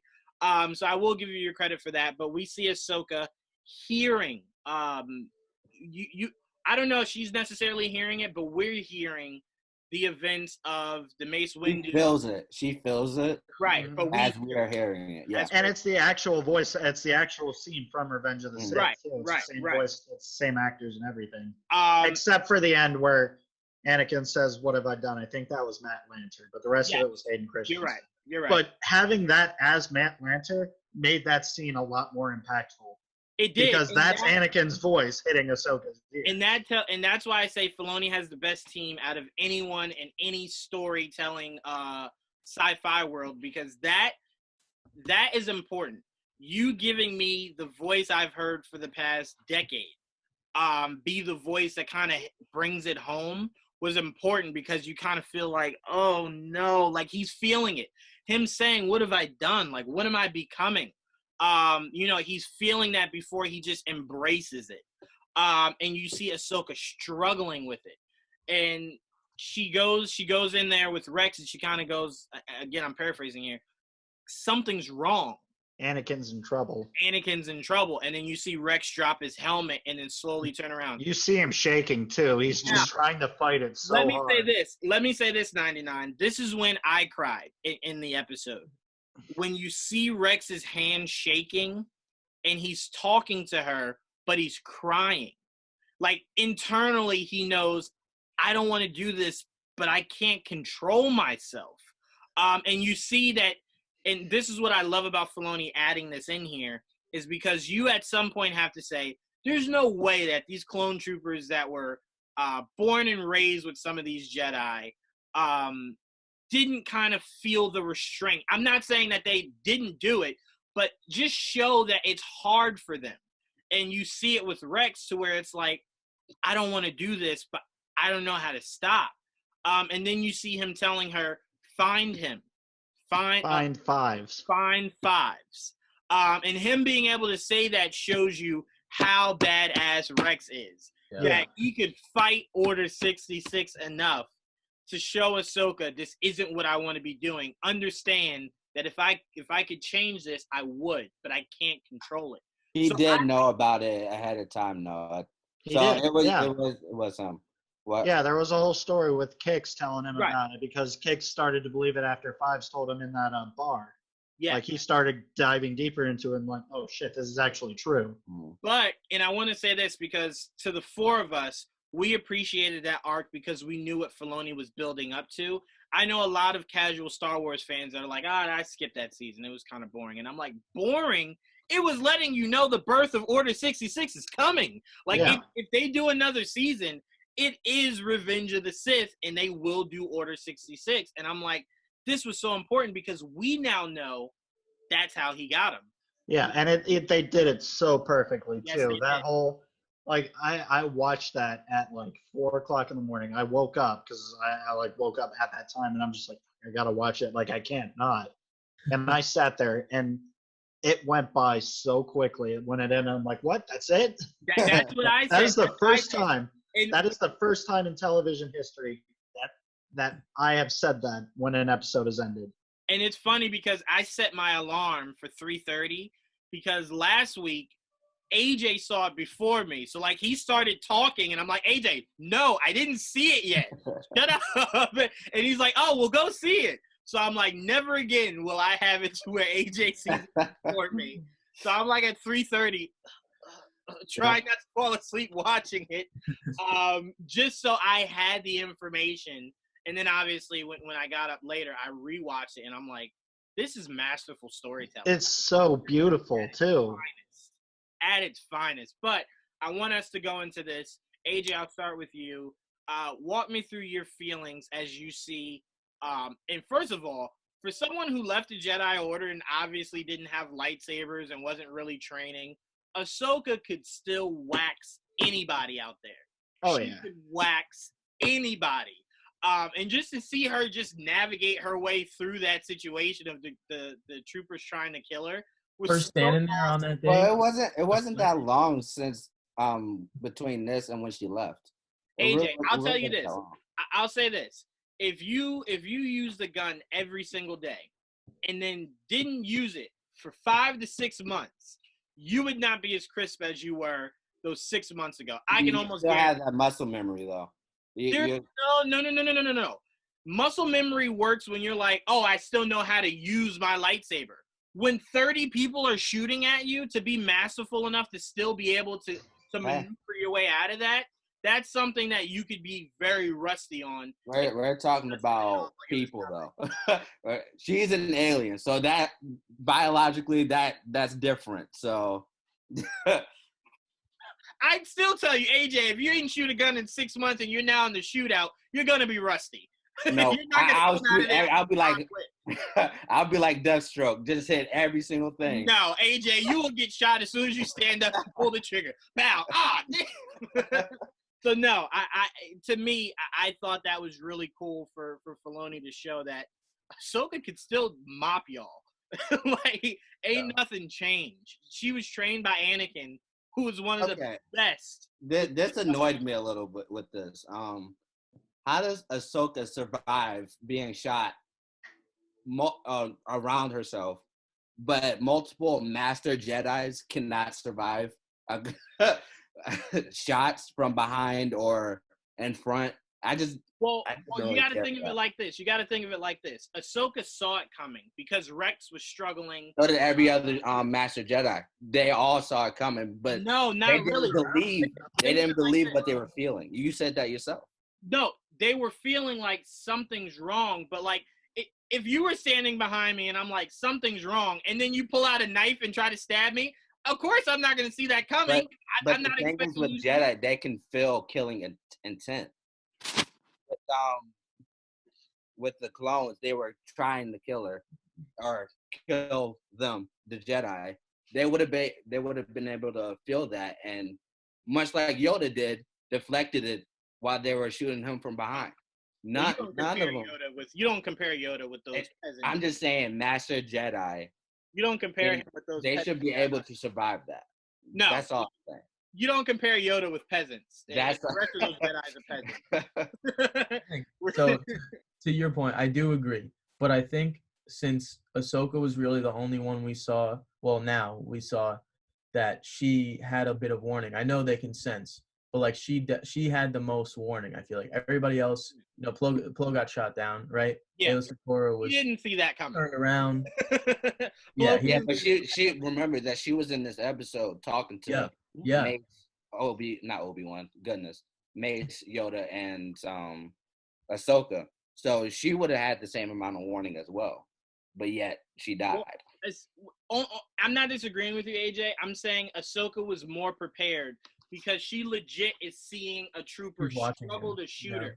So she has enough time to kind of go, I think they're all trying to kill me. So then her defenses start to heighten. But everybody else, as they turned around, it was bow, bow, bow, bow, bow, bow, bow, bow, bow. So you had the feeling, and before you could turn around and say anything, they're lighting you up. So Ahsoka's was more like, all right, Rex is starting to slowly lose it. Okay, hold on. And then it started to click. Everyone is like this. So then she immediately went on the defense. Everybody else was kind of like, hey, what's bow, bow, bow? Like, then it started getting shot. So it was. I just didn't like how it worked out in Revenge of the Sith. And remember, even with Yoda, and the only reason I vividly remember this, like I said, I just saw it. With Yoda, the guys start to walk up and they say something. And then Yoda's kind of like, oh, nah, y'all got the wrong one. And he takes heads off. But Yoda had a little bit more preparation like Ahsoka. Everyone else, it was more like, I slowly turn around, I'm dead. I don't have time to pull my lightsaber out. Nothing. Gone. So that's the small difference, I would say. But again, I don't necessarily disagree with you. There was a lot Lucas did in that was kind of like, all right. You're kind of making them look really weak to troopers. But okay. But yeah, so we get in this. She escapes. Rex he says it's so bad. He goes, yeah, go downstairs and, just put one in Maul's head. It's like, wait, what? All right, Rex, I never heard you talk like that. Okay. And he's like, we got to find Ahsoka. And we kind of see Ahsoka like, I got to get out of here. But I do love this because the first thing I thought was, if you're Ahsoka, why not just go to a pod? And the first thing we hear Rex say is, go to the pods. Take the pods out. Make sure they have nowhere to go. If she wants to get through us, she's gonna have to get through us. I like that scene because Rex knows Ahsoka well, but at the same time, Ahsoka knows Rex well, and I like how Rex immediately says, "Destroy all the pods," but in Ahsoka's mind, don't go to the pods. I'm gonna go save Rex, and I just love that so much. Right? How he was thinking she was gonna escape. She was thinking, I'm not leaving without Rex. Like, I need to figure out what's going on before I try to go anywhere. Mm-hmm. So then, AJ, me and you can kind of talk to both the Dakotas get back. We can kind of talk about Ahsoka saving Maul. Not saving Maul. Distraction. I really did think, and maybe it's naive of me, I really did think we were going to get a team up of Maul and Ahsoka versus these troopers. But I was pleasantly happy that we didn't, because the scene that Maul gives us is a billion times better than Darth Vader's scene in Rogue One. Oh, you actually, yes. I thought you would not agree with me. It's 1,000. I love that so much. Here's why it's better, AJ. Vader used a lightsaber to maneuver his way through when he didn't even need to. He was fighting humans. So it was like, I could just like force choke you all at once and kill you. So the visual of that looked great. Maul was just like, I'm going to use my smarts. I'm going to use my smarts in the Force, and I'm going to kill me some troopers. And slice some heads. To Filoni's credit, it was violent. Mm-hmm. He took like grates and threw it through a guy. He held open the bay door from closing so the guy's arm got in, and then shut it, and then you see the arm drop. I'm like, Dave Filoni, this is beautiful. This is what we've always wanted. Stop all that kiddie cartoon stuff that you gave us on your Cartoon Network. Kill some people. And we saw Maul get violent. And that's even more reason why I'm like, James Wan doing a Darth Maul trilogy would be so brutal, so violent, so accurate to Darth Maul. But Cody, I want you to walk me through once Ahsoka escapes and Rex kind of talks about how we got to shut everything down, find them, go kill Maul. You find Ahsoka. I'm gonna kind of just relax a little bit. How Rex kind of orchestrates everything. I was in disbelief. I was sitting there with my jaw on the floor, like, wow, okay, this is happening. He's doing all this. This is happening. We're in it. Holy crap. Because it just moves so fast from her feeling what was happening with Anakin and Obi-Wan on Mustafar to her releasing Maul. Just like everything moved so quickly. It was nuts. It was beautiful. For us, I appreciated it because we come from a standpoint of understanding what's happening. So none of this is shocking to us. That obviously Order 66 is happening. The troopers obviously turning on the Jedi. That wasn't news to us. But what makes this so great is we've never seen the point of view from anyone's side except for Anakin and Obi-Wan's. So we're now seeing it from other people that were directly affected by the events of Order 66. Excuse me. And that we're seeing it finally from someone that we didn't originally have in the movies, yet has such a big impact and such a big relationship to Anakin and the rest of the people there, that it's such a perfect point of view. Like, and remember, there was no Rex in those movies either. No. So we're now getting both of Anakin's best friends. Because I consider Obi-Wan a brother to him, not a best friend. That's like his brother. Yeah. So we see both of Anakin's best friends struggling to not kill each other, and it's out of both of their control. Ahsoka's like, well, I don't want to kill you, but I got to defend myself. And Rex is like, I don't want to kill you, but this chip is in my head. So we're seeing both sides struggle to keep the other alive to some degree. Like there's a part of Rex's brain that's like, I got to try to find a way to keep Ahsoka alive. And Ahsoka's like, I don't want to kill Rex. Like, this is my best friend. Sorry. Can I just go ahead real quick? Originally, I thought when that happened, Order 66 was declared, and Ahsoka's fighting on the table, which was also, incredible. Holy crap. Deflecting a bunch of those shots. Amazing scene. Definitely going to draw that. But when she slams Rex's head on the table, I thought that knocked him out of it. and he was just going along with this because he knew he had to get through it, and then was going to meet up with Ahsoka and take out the chip, to be sure. I am glad it didn't happen because Me I too. hated Me it. too. I hated it when the Avengers did it with Hawkeye. Yeah. I will forever hate the cognitive restoration of just hitting your head. It's Yeah. idiotic. If mind control is mind control, let it be something that you have to work a little harder to reverse. Don't have it be to where it's like, oh, he fell, hit his head, he's good now. What? He hit his head No, that's hard. not how I it felt works. that. He I hit his thought that head was hard. I was like, oh man, don't do that. But then I was like, okay, fine. Okay. I'm glad they went the route of what AJ was predicting last week, which Mhm. was I think Rex is gonna have to find a way to get it out of him. Yeah. Because if Rex hit his head and they were like, "Oh, he's fine, he's He's just fine. playing along," I would have had to mentally check out. Like I would have been like, Also, "I'm out of it, I dude." was thinking, I'm guessing these chips were essentially built to not even be affected by anything. Like not Right. even an EMP, nothing Right. could affect that, which I thought was crazy. Like just thinking about that on how they could have solved the problem for all the clones, just like send out an EMP, but they can't. And what's even crazier is there's no scar in any of the clones' heads for you to even know that it was in there. Yeah. No scars at all. None. They were birthed None. with it. Yeah. So they it's like you didn't even know that it was in there. But it speaks to remember how suspicious Obi-Wan was of Kamino Mhm. and what was going on there. He was very suspicious of what was Why I'm happening here. there. And everyone was just like, dude, relax. They're helping us win this war. Like, shut up. Yeah. And he was like, I'm just saying it feels weird. Like something is happening here. They won't let me into certain rooms. They're secretive about things. So Obi-Wan was kind of like, I'm not really liking this. Yeah. And they were kind of just like, no one cares. But all right. So AJ, I want you to talk me through your thoughts of when Maul just goes savage in the hallways. Oh, yeah. That, I think a lot of people would disagree besides me and you on this one specifically. I thought it was better than the Darth Vader hallway scene, as Marvel puts it, the hallway scene from Daredevil, all that. Yeah. Whoa, hold on. You're saying it's better than the Daredevil No. hallway? I'm saying Oh, hallway okay. Always scene. scenes. Okay. Yeah, All always. right, don't scare me like that, AJ. Don't scare me, man. I ain't going that far.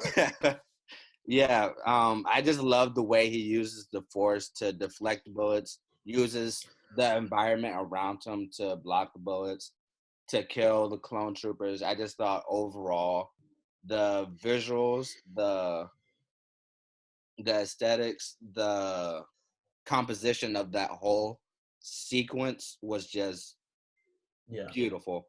And I'm definitely going to rewatch that specific scene like 200 more times The head before chops. the Yeah. end of the year.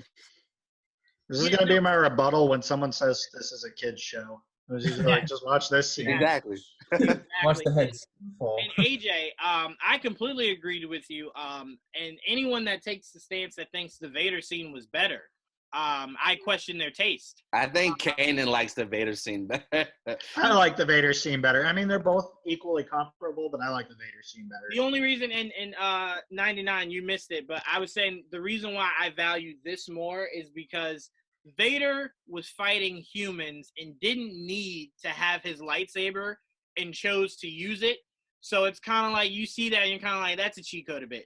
Maul did it with just his brains and the Force. I That will was say, it was ripping. It through was the screen. freaking amazing to watch. It was like Yeah. straight out of a horror movie. I Yes. will say with the lightsaber in Rogue One, Bless you. it was visually better than the hallway scene and with Darth Maul, just because of the cinematography, just the color, just the overall aesthetic of that specific Or shot. the fact that Vader turned off all of his life support systems just to scare the shit out of some rebels. Yes. It was like, He did it for the aesthetic. Turn off. no, but I will say I loved how fluid Maul was in this. Oh, yeah. It was like, to anyone that's a fan of like ballet, that's how fluid Maul was. It was all like one motion, and it was just like, it was like you said, it was vicious.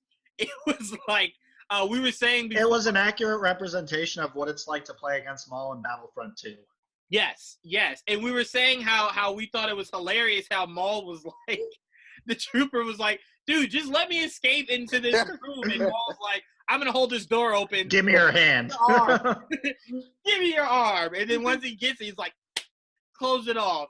So that was just, it was dope to see that. And that's the slight advantage I give over the Darth Vader.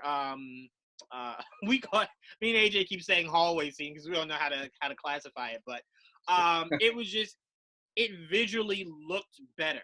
And to that point, I had said that Vader scene was the greatest scene to me of Vader that I had ever seen, because it was haunting. It was scary. It was kind of like, what is about to happen? And then you see Vader show up. Like, I didn't know Vader was going to be in that movie, and then pops up.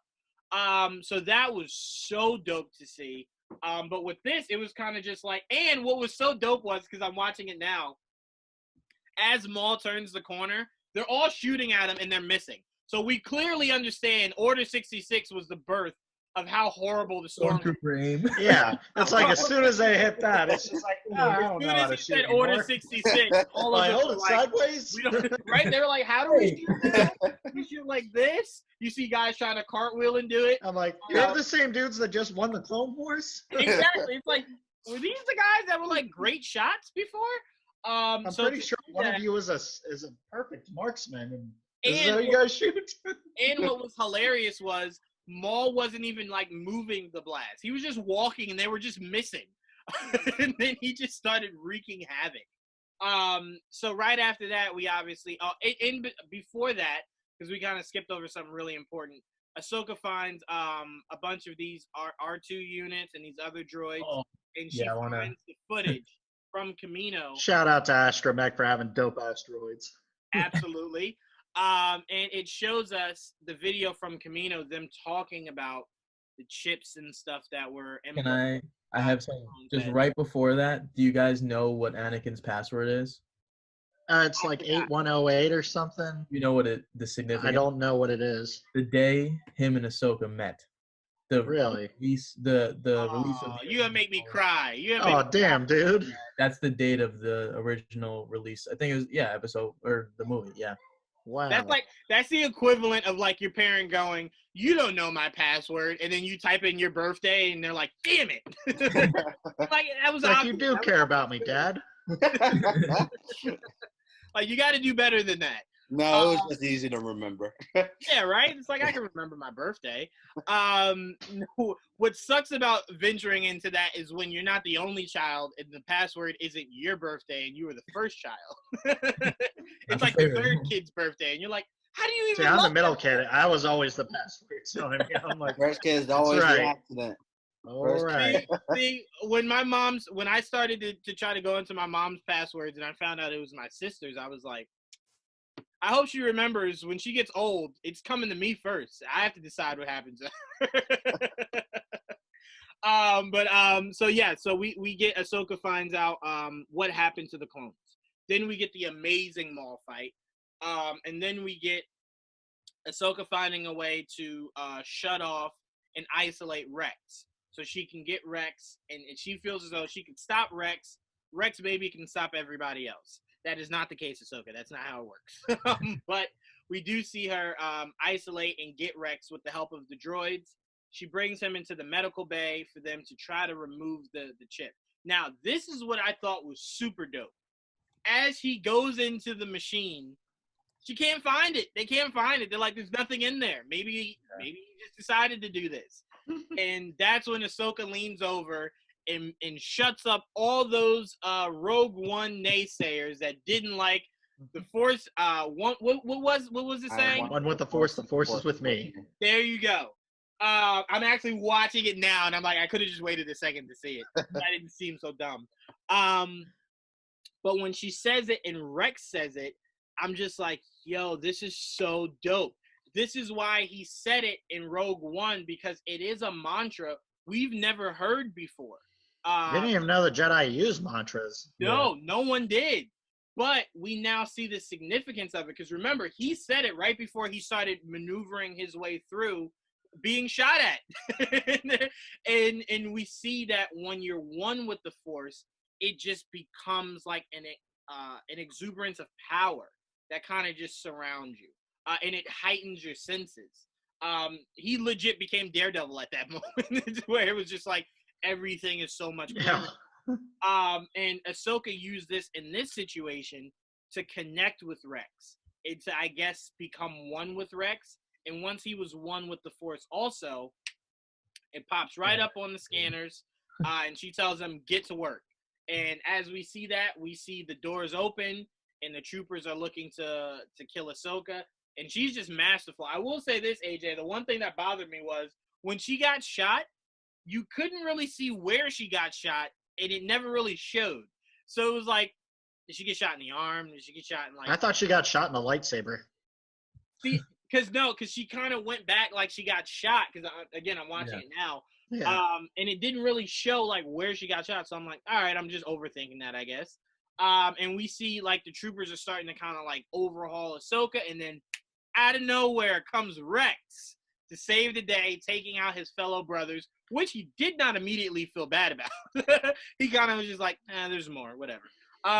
There's a million more on the way. There's plenty more to come, whatever. So clearly, Rex snaps out of it. The chip is out. He is Rex again.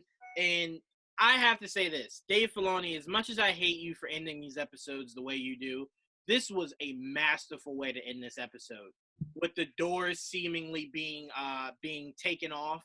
Yeah. After Rex says it's in every single one of the clones. It's in every single one of us. Right. Now, what I will say could be misleading, what if Maul found his lightsaber and Maul is entering the room and it's See, that's what I'm thinking it's going to be, because Maul's going to team up with them to get off the ship. Right. So I'm like, obviously they're going to have to find their way. Oh, I'm sorry. Go ahead, AJ. I think he escapes before all of that, though.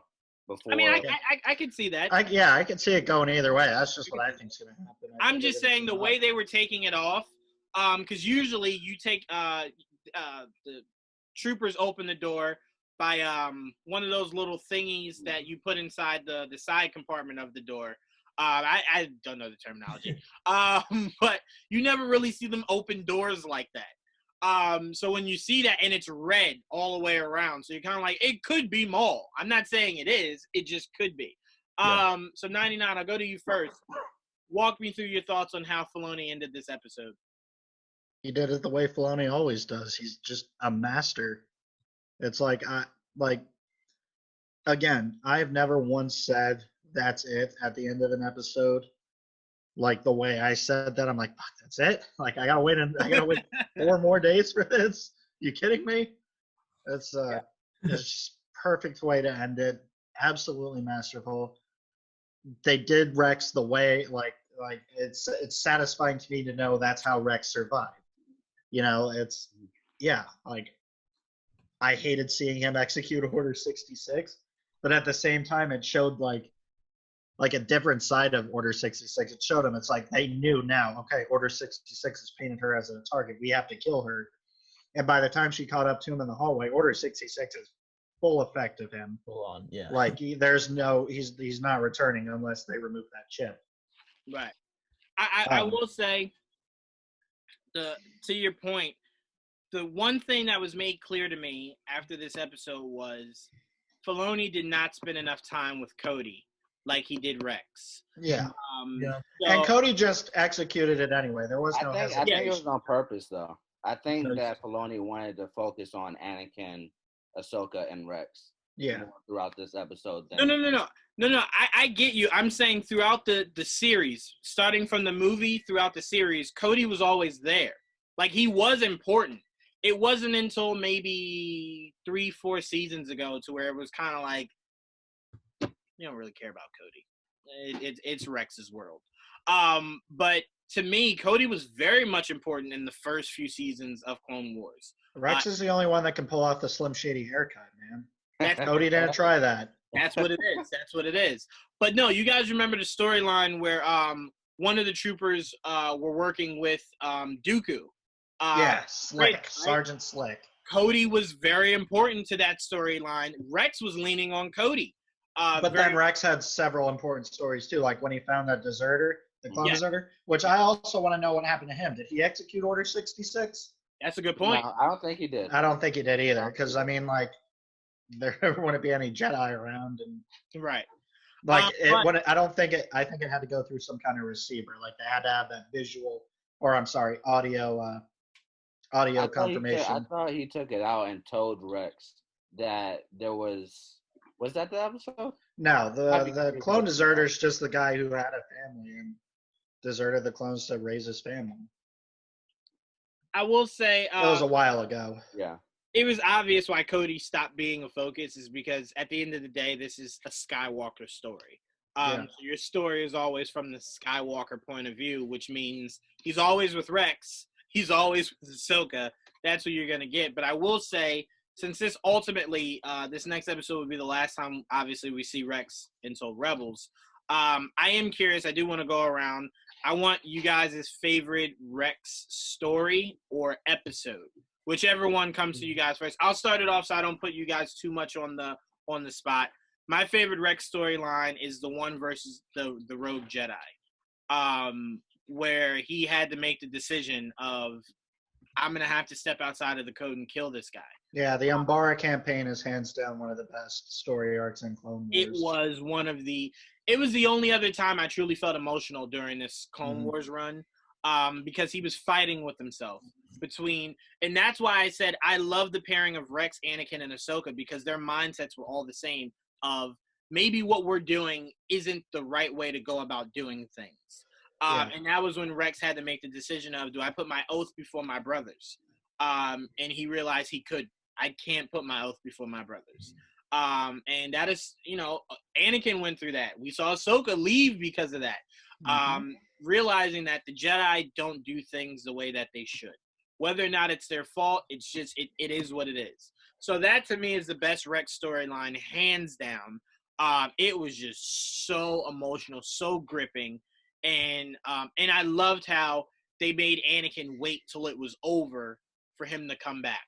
Like they didn't bring Anakin back in to kind of help save the day. It was a decision Rex had to make by his lonesome, and I think he made the right decision. So that's what I love, hands down, about it, was that there were no other Jedi to rely on. Rex had to kind of just have faith in his brothers, hope his brothers Mhm. had faith in him, and figure this out on his own. 99, I'll go to you. What Rookies. Rex storyline are you going with? Rookies. On the Rishi Moon, on the Rishi outpost, when Rex and Cody are sent in to inspect the station and it's taken over by infiltrator droids. Yep. Like, just classic Rex and Cody. And, like, there are so many, and I can't really say, because it's not really a Rex-centric storyline, but my favorite clone arc is Fives' arc. Like, when Fives finds out about the chips and stuff, that whole top 5, like, throughout that is just the best, in my opinion, for any clone story. With the exception of maybe the Rising Malevolence arc. When That Plo was- Koon is with Yeah. the clones and they're like, we're supposed to be expendable, and he's like, not to me. Right. Like, there's just too many of them, but for me, definitely Rookies. Yeah. Because you got the good squad. I mean, you got the. That is true.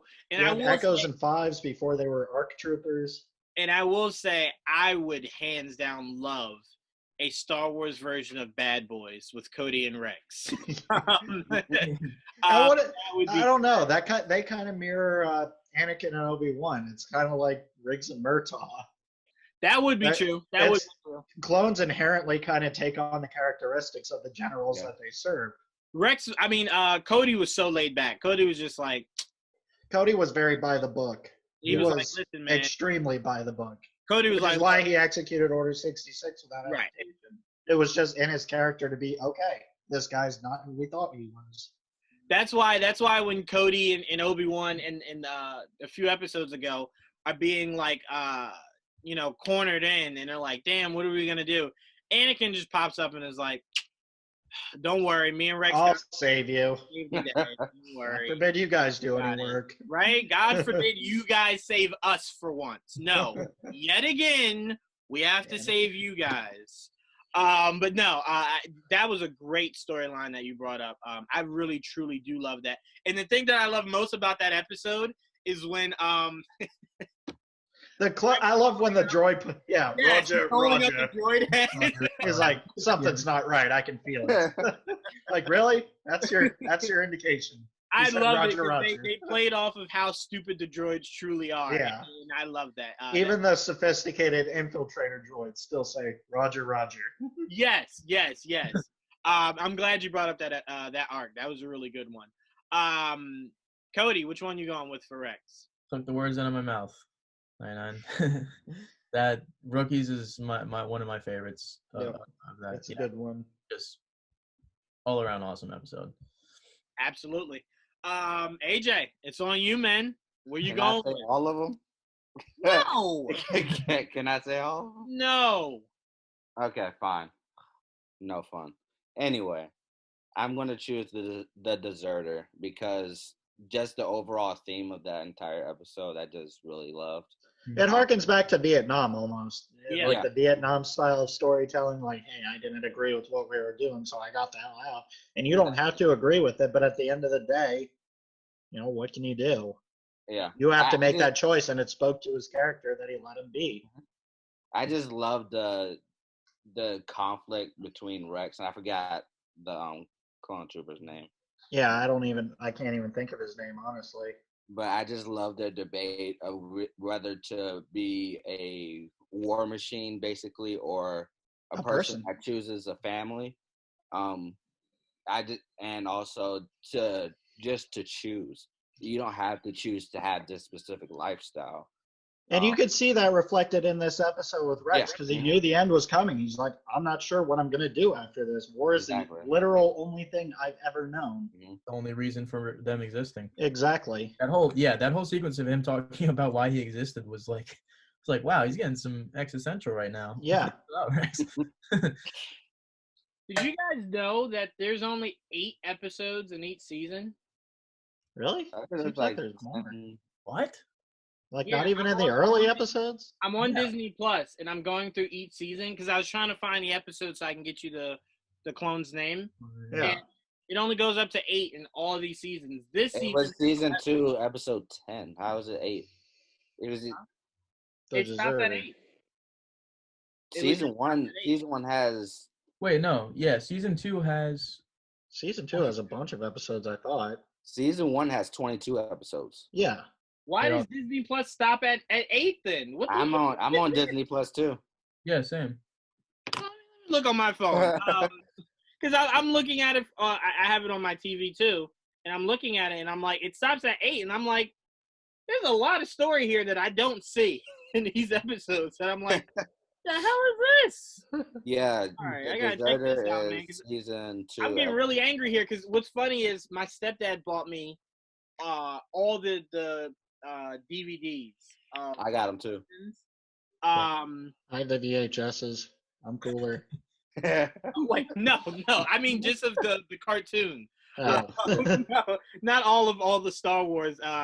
No, that. Okay, I'm on my phone and it's obviously more episodes. Okay. Yeah. I don't know what the hell is wrong with this version on my television, but yeah, there's like 20 plus episodes for you. yeah, I'm looking at it and I'm like, all the episodes I thought were missing, and I'm like, what the hell is that? But okay, so back to our. Sorry, my phone evidently wanted to watch it. Now I gotta watch it. You can't just. Right now we got to put it on. All right, so last thing of this episode, and then we could do our other Star Wars talk. I do want to know from you guys, since I know none of us have watched any clips of Tuesday's episode or anything like that. How do you guys think this ends? Will it be from Ahsoka's point of view, or will we see some of Anakin in this last episode? Since AJ, you're shaking your head, I'll start with you. We won't see Anakin or Obi-Wan. It'll just be straight from Ahsoka's point of view, or not even Ahsoka. It might be from Darth Maul's point of view. I would take even over Anakin and Obi-Wan. See, I disagree. See, I think the perfect way to end this up, and I think it's the logical way that Dave Filoni will end this up, is kind of interspersing those prequel things. Like, I feel like Ahsoka is going to meet up with Obi-Wan and Yoda on board Bail Organa's thing. Like after we see them in Revenge of the Sith, I feel like it'll be a scene after that. I feel like they're going to run into it one more time. but it also opens up a thing because Ahsoka's not supposed to know that Anakin's Vader. But at the same time, I can't think that there's not going to be one more scene between her and Obi-Wan. So yeah, I think that is the last time they see each other. There's So- got to be some other connecting piece here. Maybe it's Yoda, maybe it's something. I'll say Maybe this. it's Maybelline. I think don't know. this episode was the connecting piece. I Say it think again, this Jay. was the episode. Yeah. That's fair. I'll say this. I think one or two things will happen, and I'm going to stand on this, even though I could be 100% incorrect. I'm going to stand on this. I think either Ahsoka. Remember where Obi-Wan and Yoda, remember how they met up at the temple? And that's where Yoda showed him the video of Anakin killing the younglings. Just I killing think- a room full of kids. Right. I think Yoda then goes on to fight Palpatine. Obi-Wan goes on to fight Anakin. I think Ahsoka goes to the temple. Yeah. The video. Yeah. And I don't think so because remember in Rebels, she still doesn't think that Anakin is Darth Vader. No. But hear me, AJ. She sees him kill the younglings, right? Mhm. And then she hears, obviously, through conversation, that Anakin's dead. Because everyone knew that Anakin was dead. No one knew that he became Vader. Everyone thought Anakin was dead. I think she believes that. That's why she's not aware that Vader is Anakin. But I think the reason Ahsoka kind of secludes herself is that she does see that footage and she sees what Anakin became. And then once she hears he dies, she kind of lives with that guilt of feeling like she failed him. It was her job to make sure that this never happened. And that's why she kind of goes on her Luke isolation.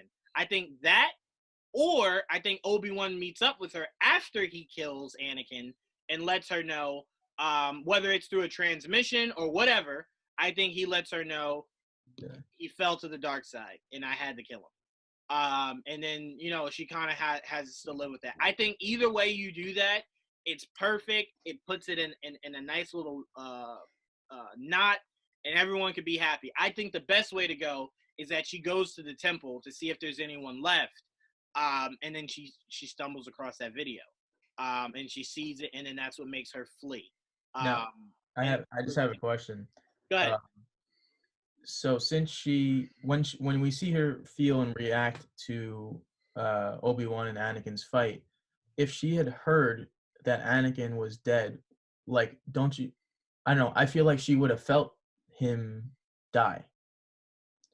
Like, and she would have known for sure. You know what I mean? Like, he never essentially died. But what if that trouble that she sensed that he was in, like, what if that's the last she feels of Anakin Right. because he's turned Because to Vader? But he's a time out. completely different person. So, That's- yeah. that's To true. 99's point, remember, Obi-Wan didn't feel that he was becoming Vader. Yeah. It was Yoda's the only one that felt it. Yeah. Yeah. So, Okay. I mean, it was something that was kind of like shut off from everybody. But one thing we do know is after Order 66, Yoda goes off Dagobah. We know where Obi-Wan goes. And from Rebels, we know that Ahsoka. Where's Obi-Wan go? Obi-Wan goes is- to Tatooine. is Luke. Oh, you're messing with me. Okay. I'm like, you really didn't know that, The most basic Star Wars question. right? I think we got some power converters. Right. Yeah, right. This whole series, it was just about a kid trying to get some power converters, and he got sidetracked. But yeah, so I think that's the best way to end it, to where you have Ahsoka see the video, she goes off into hiding, and she just is kind of living with that regret, that sadness, that feeling of she failed her master. The same way Obi-Wan felt as though he failed Anakin. I didn't do I it. think they go look for Fives though, her and Rex. So they Mhm. don't even focus on Fives is dead, though. Rex saw that happen. Yeah. I think maybe Echo or See, But in Kix. this episode, Kix. Rex Maybe said they go find looking for Fives. Kix. See, I think that's a poor way to end it. If the episode is about that, sure. But the episode should end to where Ahsoka, in some sort of way, either feels the end of Anakin, senses the end of Anakin, or, like I said, just watches that footage. It has to be something that ties into the end of Revenge of the Sith. If you end it to where she finds Echo, whatever, and they're trying And her and Rex split off anyway. I mean, that's Right, exactly, She exactly. ends up on that But we don't planet know with the when other they clone split. guys. We don't know when they split though. It could be. Yeah, that's Even- true. That's very even true. though that's true, AJ, to me, next episode should not end with Ahsoka and Rex. It should end to where Ahsoka gets closure on what's going on. Whether or not you show anything or she just senses it, we need that closure. Because I remember, don't think she gets her closure until Rebels, where no.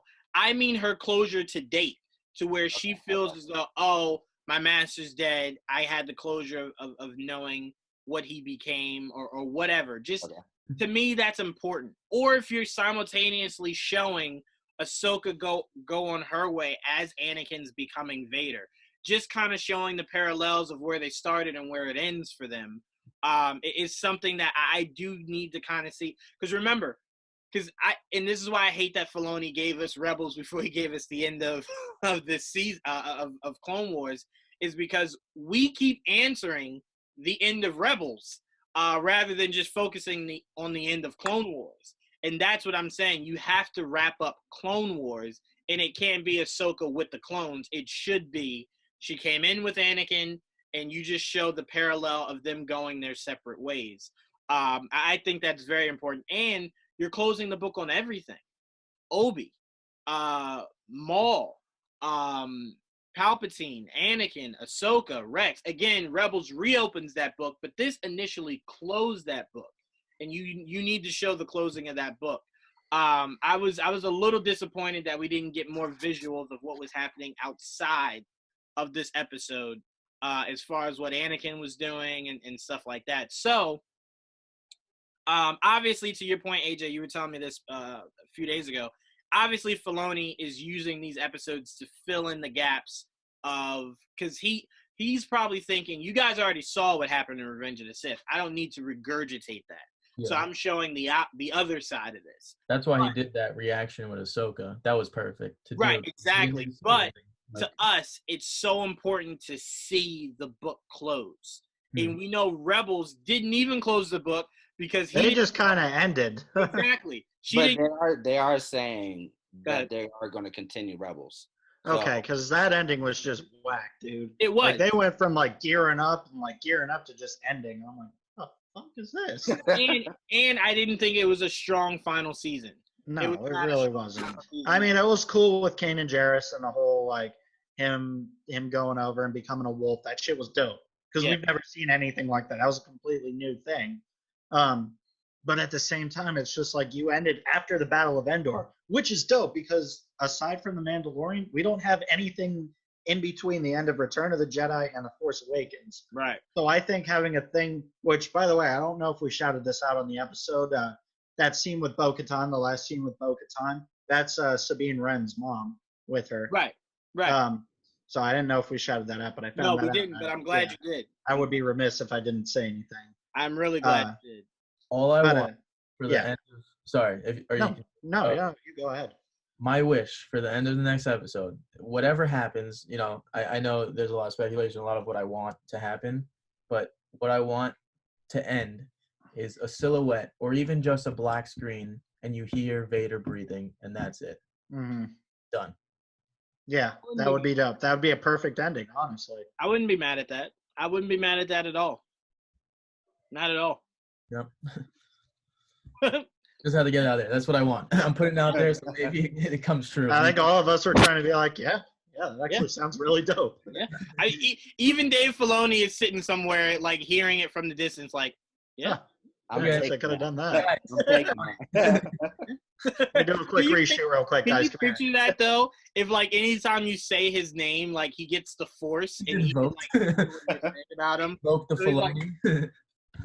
He's Why do you wear the cowboy hat? And then you just hear someone shouting, because I can! And it's like, okay. Jeez, sorry. It's just a question. I needed to know. Are you a fan of Westerns? Did you grow up on a ranch? Cad Bane. He wears that hat because of Cad Bane. I wouldn't disagree. I mean, look, everyone should want to be like Cad Bane.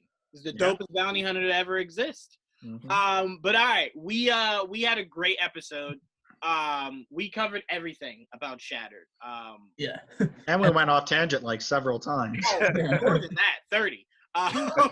But, but we enjoyed this. We have a little bit more Star Wars talk to do. So I'm going to stop this here. But thank you guys for joining us for this episode of Star Wars Saturday, which was the breakdown of Season 7, Episode 11, Shattered. Stay tuned. We will be doing another video where we break down what we think about the state of Star Wars at Disney. And that is a lot to get into. There's a lot to unpack there. I am not going to be a popular figure, though. So